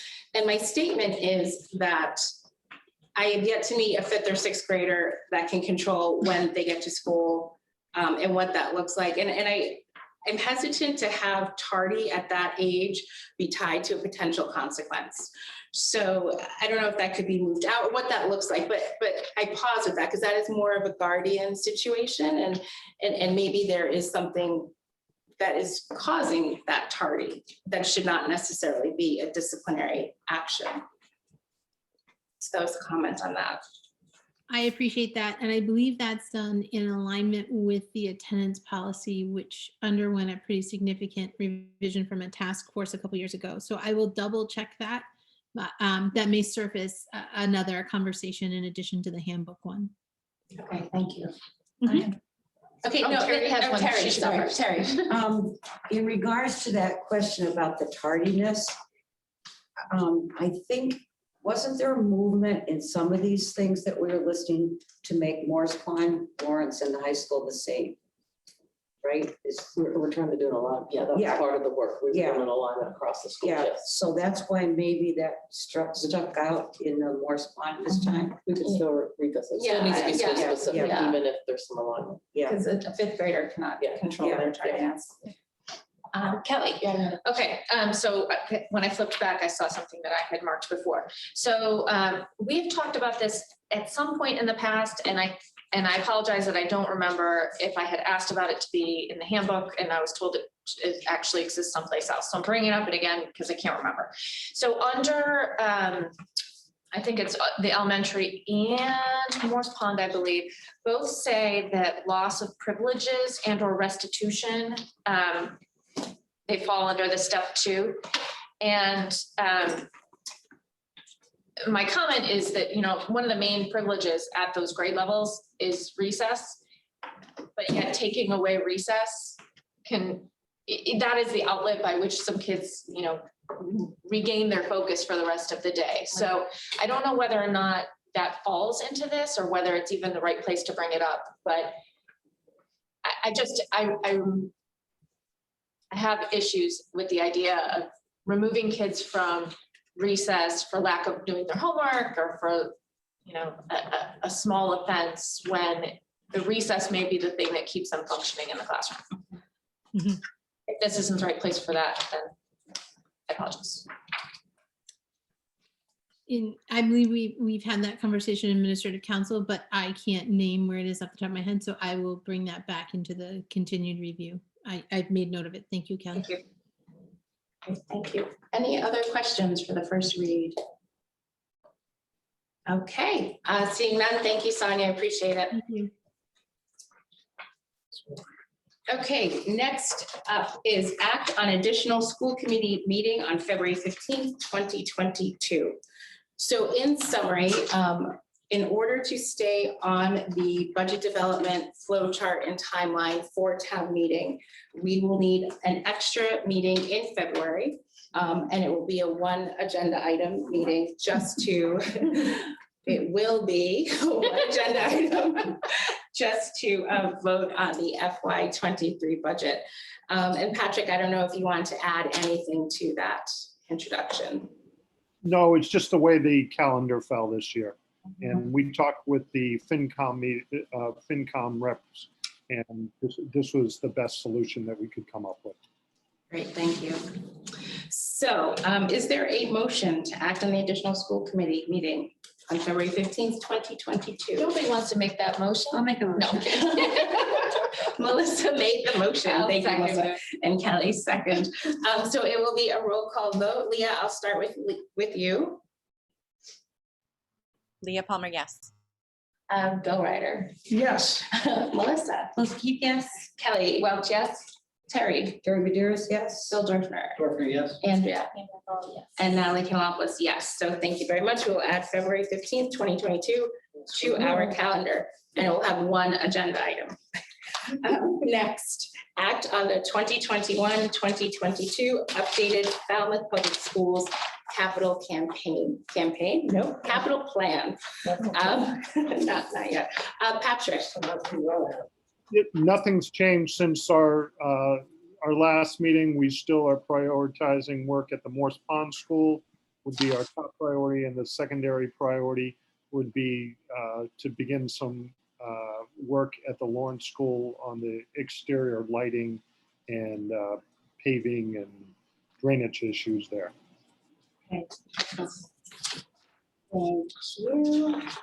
Is there a motion to act on the 2021-2022 updated Falmouth Public Schools capital plan? Is there a motion? Make that much, Andrew. Andrea, thank you. A second? I'll second that. Bill, thank you. Any questions? Okay, seeing none, it's a roll call. And Leah, I'll start with you again. Leah Palmer, yes. Ryder, yes. Melissa Keith, yes. Welch, yes. Terry Maderas, yes. Dorfner, yes. Andrea Paul, yes. And Natalie Cantalopoulos is yes. Okay. Moving along. Yes. The next item on the agenda is to act on a $500 donation from Rapid Refill to support STEM program. Lori. The letter's in the packet. It's a donation. The great Chris Brothers is obviously has the connection with the science and STEM program. So it's just part of the work we do for the kids. Yeah. And thank you. Yes. So is there a motion to act on this donation? Make a motion to accept this donation. I'll second. Excellent. And any questions or comments? Oh, Andrea. Rapid Refill is. Sonia, do you have any information on the actual project? I do not, but I'd be happy to reach out and get more detail. I think It sounds like that's the company. Yeah, the company. Yeah. Yeah, because it seemed like in the letter she was to be determined how those funds would be used for STEM. Any other questions? Okay, so again, a roll call. Leah. Leah Palmer, yes. Ryder, yes. Melissa Keith, yes. Welch, yes. Terry Maderas, yes. Dorfner, yes. Andrea Paul, yes. And Natalie's Cantalopoulos is also a yes. So thank you very much to Rapid Refill for your donation to our STEM program. I was just going to answer Andrew's question about what Rapid Oh, Refill is. go ahead. It's the new convenience store next to Cape Cod Bagel. Garrett's. Oh, they have one in Centerville. Yes. Oh, they do. yes. And Yes. we have one. Thank you, Kelly. You're welcome. I think. I recognize the address because it's right in my backyard. Oh, literally in your backyard. Okay. Very good. I think that they went in about the same time. Okay, next, act on a $1,972.92 donation from Stop and Shop A+ School Rewards Program. And as I read in the letter, this is the last year for the cash rewards program. They're switching to a school pantry program. So is there a motion to accept this donation? I'll make a motion. Okay, I'll Melissa, second. and second Kelly. Roll call vote. Leah. Leah Palmer, yes. Bill. Ryder, yes. Melissa. Melissa Keith, yes. Welch, yes. Terry Maderas, yes. Dorfner, yes. Andrea. Yes. Great, thank you. And thank you again to Stop and Shop's A+ School Rewards Program. We had a good run. Yeah, we did. We did. We did. I like that they're changing, doing. Yeah, mixing doing it up. things a little Yeah. different, keeping it fresh. Yeah. You're great. Okay, next. Act on the music department field trip to New York City Music Festival for April 1st, 2022 through April 4th, 2022. So, yeah, so we, I know. In summary. I was very excited and their positivity and when it came across my desk, but I do support the trip. And I do think that there's a large possibility that we'll actually get to have that trip this year.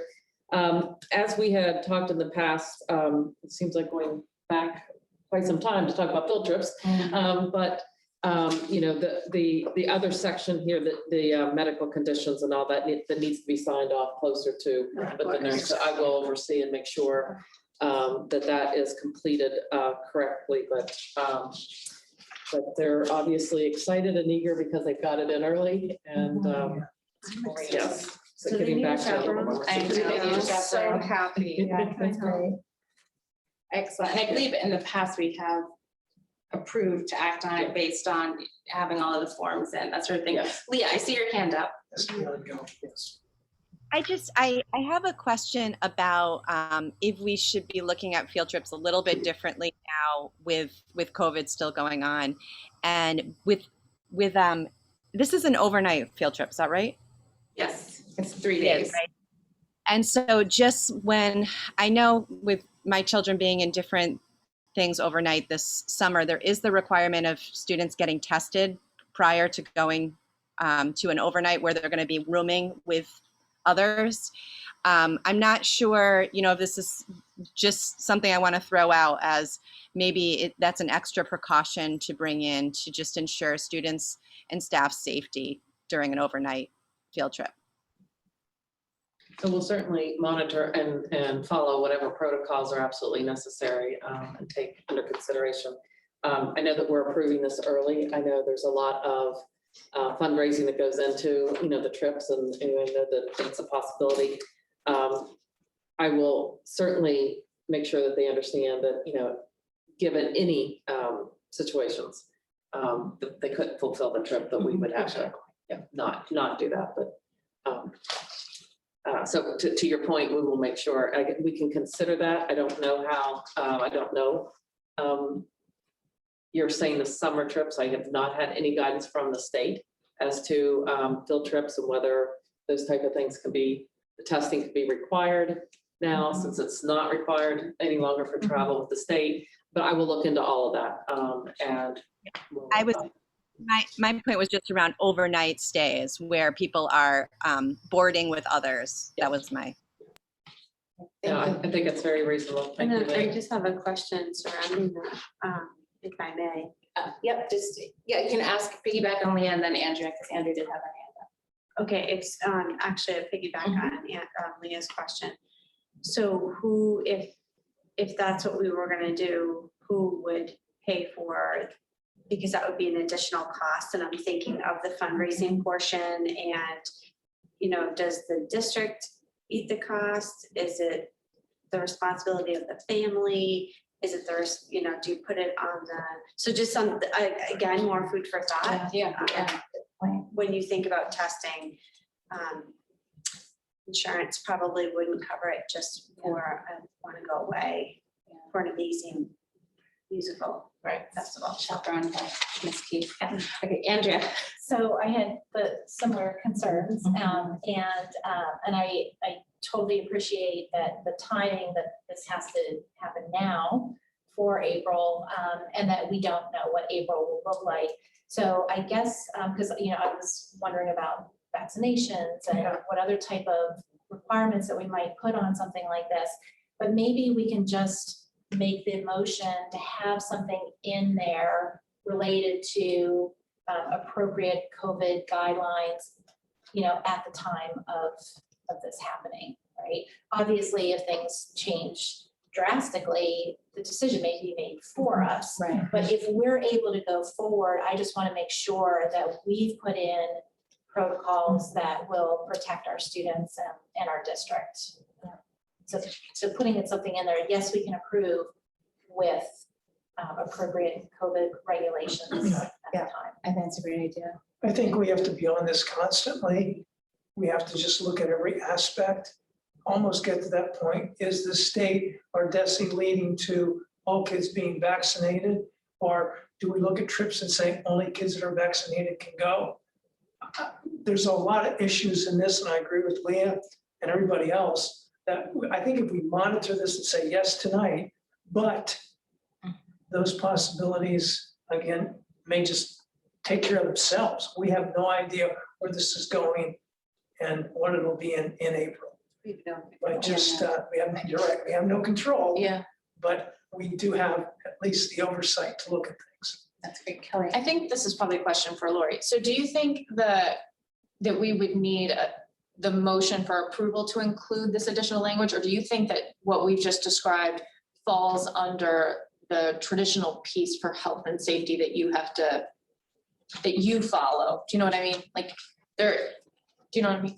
Yes, I do. I think so, but I don't think it hurts that, if you're comfortable doing that, that hurts and just, for the committee. Yeah, fair enough. I'm certainly gonna make sure that everything's followed and we're as safe as possible, but as I should have, am required to do, but I think, Okay. it's part of I don't think it hurts to be part of the motion. Okay, Leah.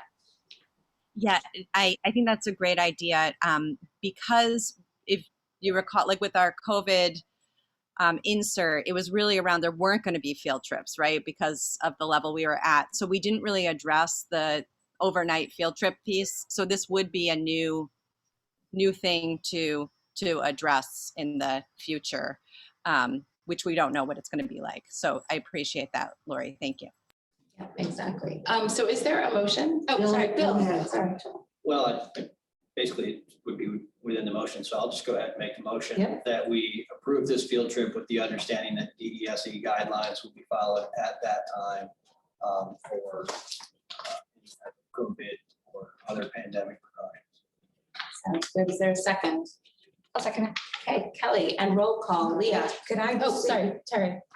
One comment. I believe when we were talking about this the last time, we had a close to the trip timeline for the doctor's approval. Yeah. So the doctor would say they're okay, either vaccinated or not positive.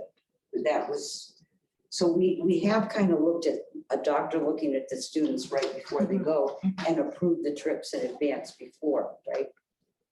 Okay. Thank you. Okay.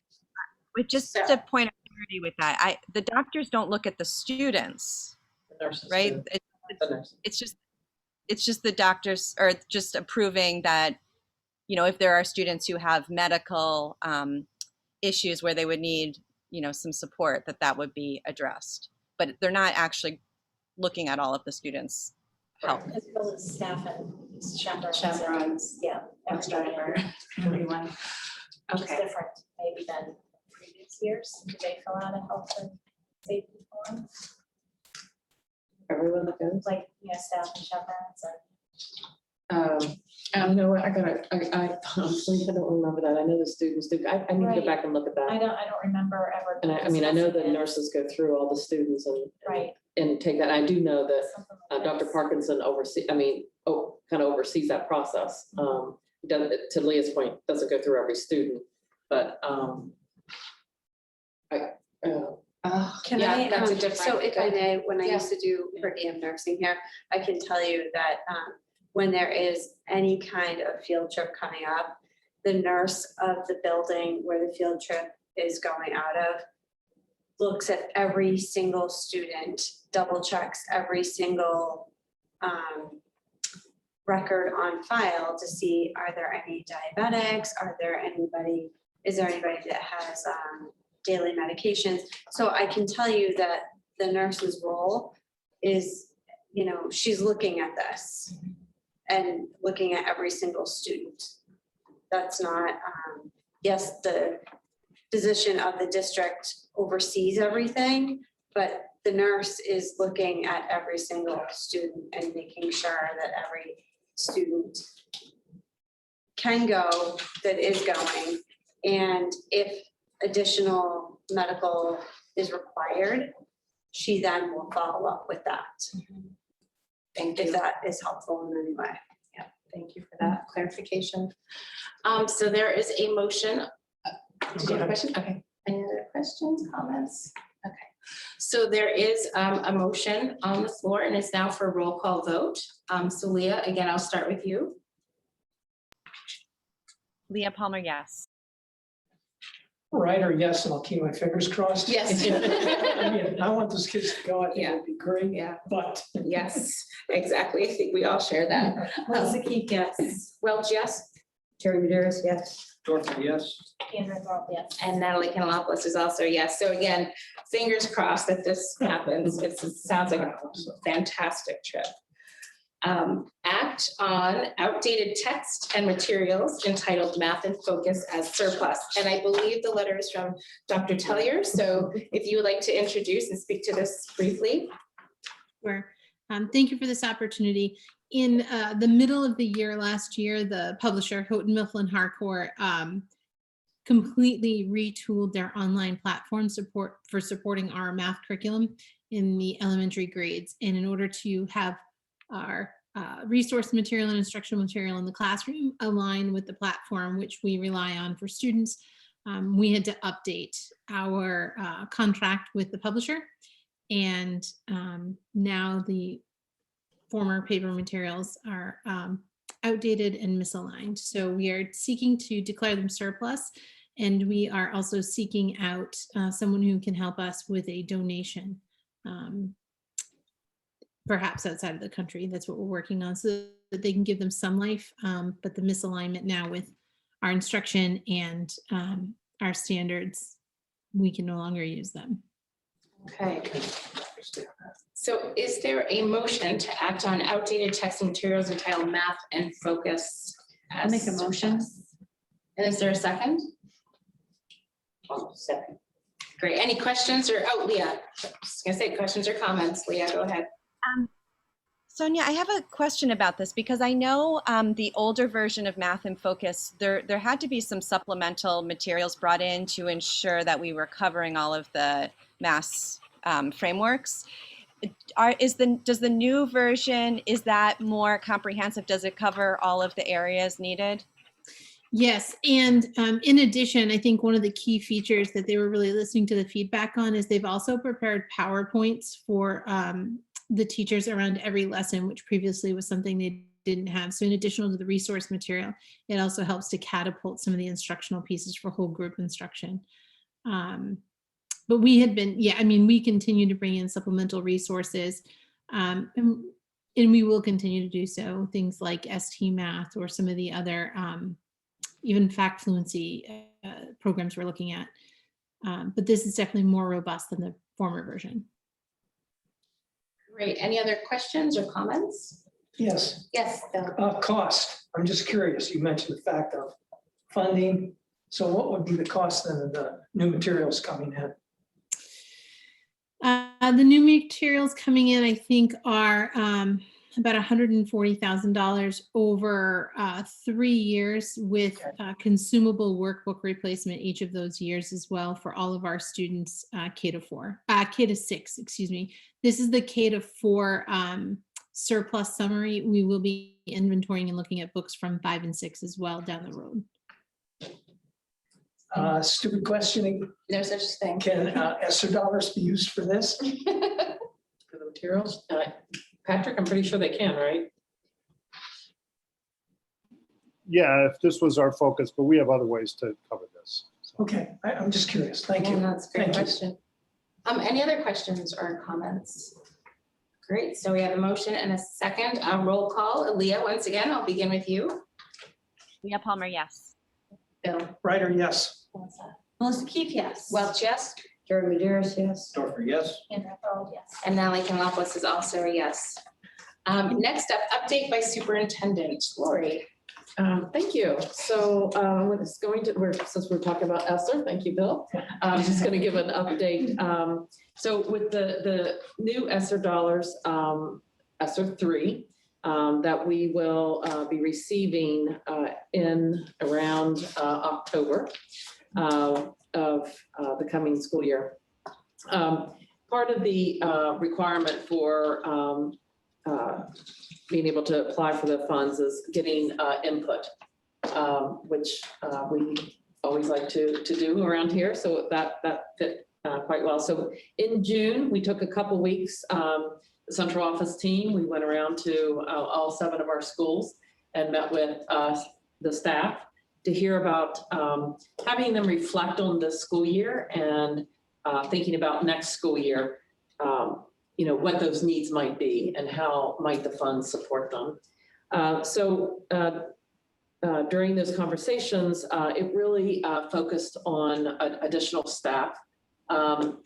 This year, with the additional staff this year was very helpful. And so some additional teachers that may keep some of the class sizes low, especially in areas where we've identified that students may be at higher risk for academic or social emotional. So some additional to class size, additional staff for counseling support, addressing the SEL, and from just the classroom, tier 1, aspect to tier 2 to the actual need of counselors at the tier 3.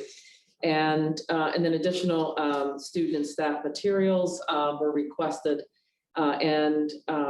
We did the analysis after we did those 2 weeks, and we're able to fulfill most every request that came out of every school. So there's additional counselors, additional reading supports, additional English language learners. There's a couple new grade level teachers. We able to increase and keep the class sizes very small, kindergarten level. So we were able to meet a lot of those needs. And then I set up ESSER forums for families over the summer, staff also being welcome, but I really wanted to make sure before staff left that we were able to listen to kind of their assessment and what they felt their needs were for next year. Interesting, it really, we've had our first one yesterday that was at North Falmouth, and the conversation really turned toward the support staff again. So supporting teachers in any way we can around even moving forward in this year as we move toward getting to normal, but maybe keeping those extra supports in place, and then also addressing our social emotional learning needs. So those were the two. We also discussed yesterday how fortunate we are in Falmouth that we really don't have to spend any of the ESSER dollars on technology. We've been very fortunate in our plans over the last few years. And I'd like to just another shout out that the Falmouth Education Foundation really came in and helped us around the technology spring a year ago when we went out, and that was a huge help, continues to be. And then the second piece is just how safe our buildings are and our HVAC systems, that we don't have to spend money on that area. So we really are able to look at, I think Patrick will tell you that those dollars go quickly, especially when we have the support staff, and understanding that these are grant dollars. It goes away in 3 years. And I think the staff had a good understanding, but this is a way to bridge from our COVID year to the next year, and then reassess at the end of next year as well. We have a second meeting tomorrow at East Falmouth at 5 o'clock. And then our third session is next Tuesday at 9 o'clock at Morse Pond. All sessions are open to everyone. And I know it's summertime. I wanted to be able to offer these, but we thought that we also need a couple sessions when we get closer to school as families start thinking about school and getting started. And since it's actually not due until October, we will hold 2 evening sessions, one closer to school getting ready and one in September that'll be in the evening timeframe for that. So that's our update on that piece. Can I ask a question about that, Lori? Sorry. Yep, Leah. Okay, thank you. I'm just wondering if it's possible to record those meetings too for families who might not be able to access getting to one of these meetings.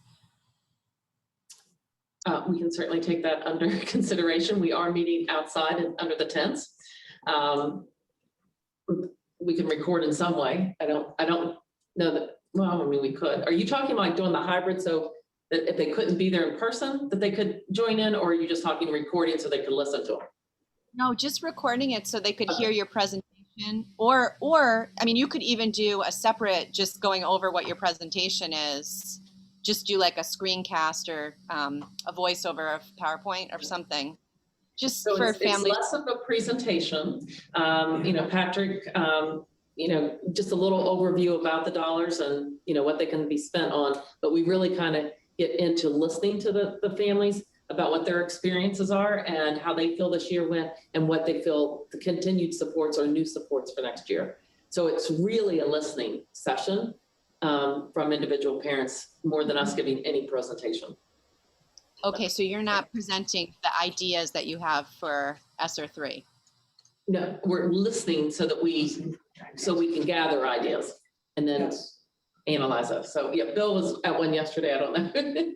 So yeah, it's more of a parent input. Looking at what we did this past year with the dollars and cents we received and all the support systems and the continuation of a lot of those support systems. So I think it kind of speaks for itself realistically because of the dollars and cents kind of mandated that we have to use them, and definitely the way Patrick works, we will use them. I think that's really good. So I think the input is good. And I think a lot of this is pretty much what we did this past year. We're going to continue to do and improve. Great. Yeah, and I also had provided the emails that goes right to Patrick, and he's collecting any information so that also goes into, as we make those decisions. And then we will do a presentation on how the dollars are being spent. Yeah. We'll be more specific, but this is really a listening opportunity. And so far we're seeing the themes, right? The themes are additional support and addressing SEL. So if a parent can't get there, what can they do? So they can email. So in the letter, it had Patrick's email actually. So they would go directly to Patrick and he's collecting those. I did receive one email personally, and I've, printed that off and going into a folder. So we are collecting so parents can actually share. Okay. Thank you. Andrea. I think in that discussion, you may have stumbled on one other piece. So you've added the evening sessions. So we're trying to get as much input as possible, but a Zoom session. We've learned that we increase participation through Zoom, whether it's with our PTOs or whatever. So like you said, those additional ones closer to the start of the school year, throw Zoom on in. We can absolutely add That's a great idea. I think we were just. I would just like to say thank you for adding those evening sessions. Yes. As it was, some households would have to take time off work to go. Yeah. So I appreciate that. Yeah. Yes, and thank you, Bill, for that suggestion as well. Yep, back to you. I'm sorry. Yes, yeah, thank you. So just some things that are happening over the summer. And before the end of the school year, we were able to use the DESA screener for social and emotional needs assessment that Joan has spoken to us, Joan Woodward has spoken to us before about. And then, students were identified, and we do have counseling services happening over the summer. Also over the summer is our grab and go meals. Monday, Wednesday, and Friday, you can pick up 2 days of meals between 9:30 and 10:30. And that does end August 27th. The good news is that we do have, we got the information, we're able to continue free meals through next year, the school year. So that's good news. And then I just wanted to also give a shout out to our scholarship Falmouth Association. We got an award letter in scholarships for 47 graduates and a total of $196,575 across the 47 students. Absolutely amazing. And I just really wanted to say thank you publicly for the committee that continues to raise money for the students and the scholarships. Amazing. Thank you. Thank you. Yeah, and that's ending on that good note. Yes. Any questions for Lori? No? Okay. Well, thank you very much. It's great news all around. Routine business to approve the minutes of June 22nd, 2021. They're in our packet. Were there any edits that we saw? Nope. Okay, so seeing no hands, is there a motion to approve the minutes? June 22nd. I'll make a motion for approval. Terry, is there a second? I'll second that. Yeah. Great. Roll call, Leah. I see your dog wants to play with you right now. That's funny, I've been watching. They're the best. Okay, thank you. That's just great. I couldn't resist that. Phil. All right, or yes. Melissa. Melissa Keith, yes. Kelly. Welch, yes. Chair Madeira, yes. Dorfer, yes. And Natalie Kalopoulos is also a yes. Committee member reports. Anything to report? Andrea? I just have a little piece because I don't have the full thing prepared, but I did attend the NSBA Equity Symposium last week. And there's one thing that jumped out, and just what you were bringing up, Lori, in terms of some of the things, going forward and the support staff and how those kind of things have worked out. One of the pieces that they talked about, and that was a presentation by the Education Trust. And a term that was new to me is they're looking at things as unfinished learning as opposed to learning loss, because it's just trying to be more active in terms of being able to deal with it by providing resources. And so they had talked about various strategies to address unfinished learning. And one of the strategies was this targeted intensive tutoring. And it just connected with me that we have, through our VIPS program, been able to do tutoring with students throughout this school year, instead of just trying to use that now as a catch-up. And so it's just really great when we see these strategies that are being presented at a national level and realizing that we've already kind of got one step on that. I think there's other pieces to it and a little bit more complexity of the recommendations for best practices, but at least we've got a step toward that, and hopefully that'll continue on. Great, thank you. Thank you. Any other? Yeah, so just to follow up, go back to the shared goals. And I think one of the important factors, and Andrea, you brought it up, was restorative practices. And I think, then our chair indicated, Natalie indicated about professional development in those areas. And I'd like to see that followed up throughout, because I think it's important. I think when the school principals at Falmouth High School brought it up, great session, but we want to see that developed. And we want to know, I think, internally how that develops. So thank you. And I think we need to continue that. Thanks. Great. Terry?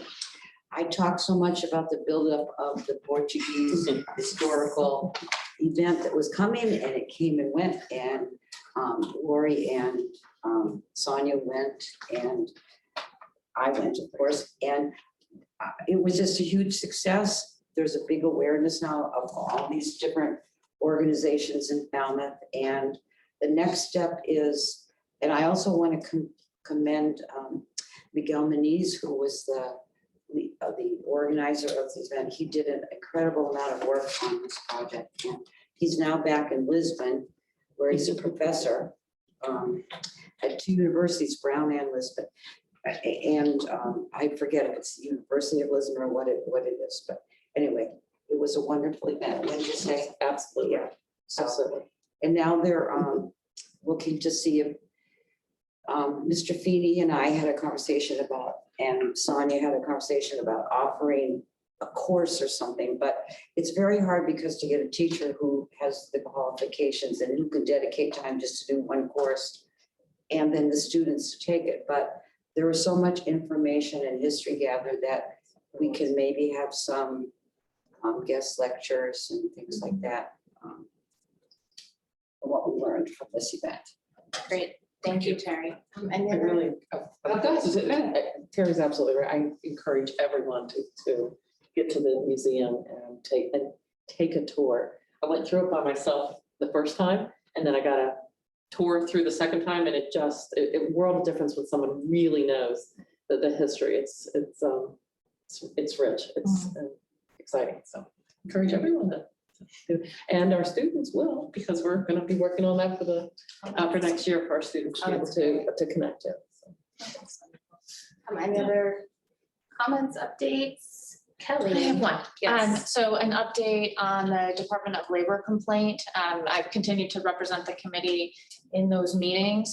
And we heard yesterday from the Department of Labor that the complaint that the FEA had filed that charged that the district had not bargained in good faith through the MOA process last fall, and that we had retaliated against union leadership for protected union activity. Both of those were fully dismissed by the Department of Labor after they held an investigation in May that Lori and I participated in with legal counsel. So it just came yesterday, so there wasn't an opportunity to have it in the packet or anything, but you should have it at your seat with all the explanations and justification for their decision.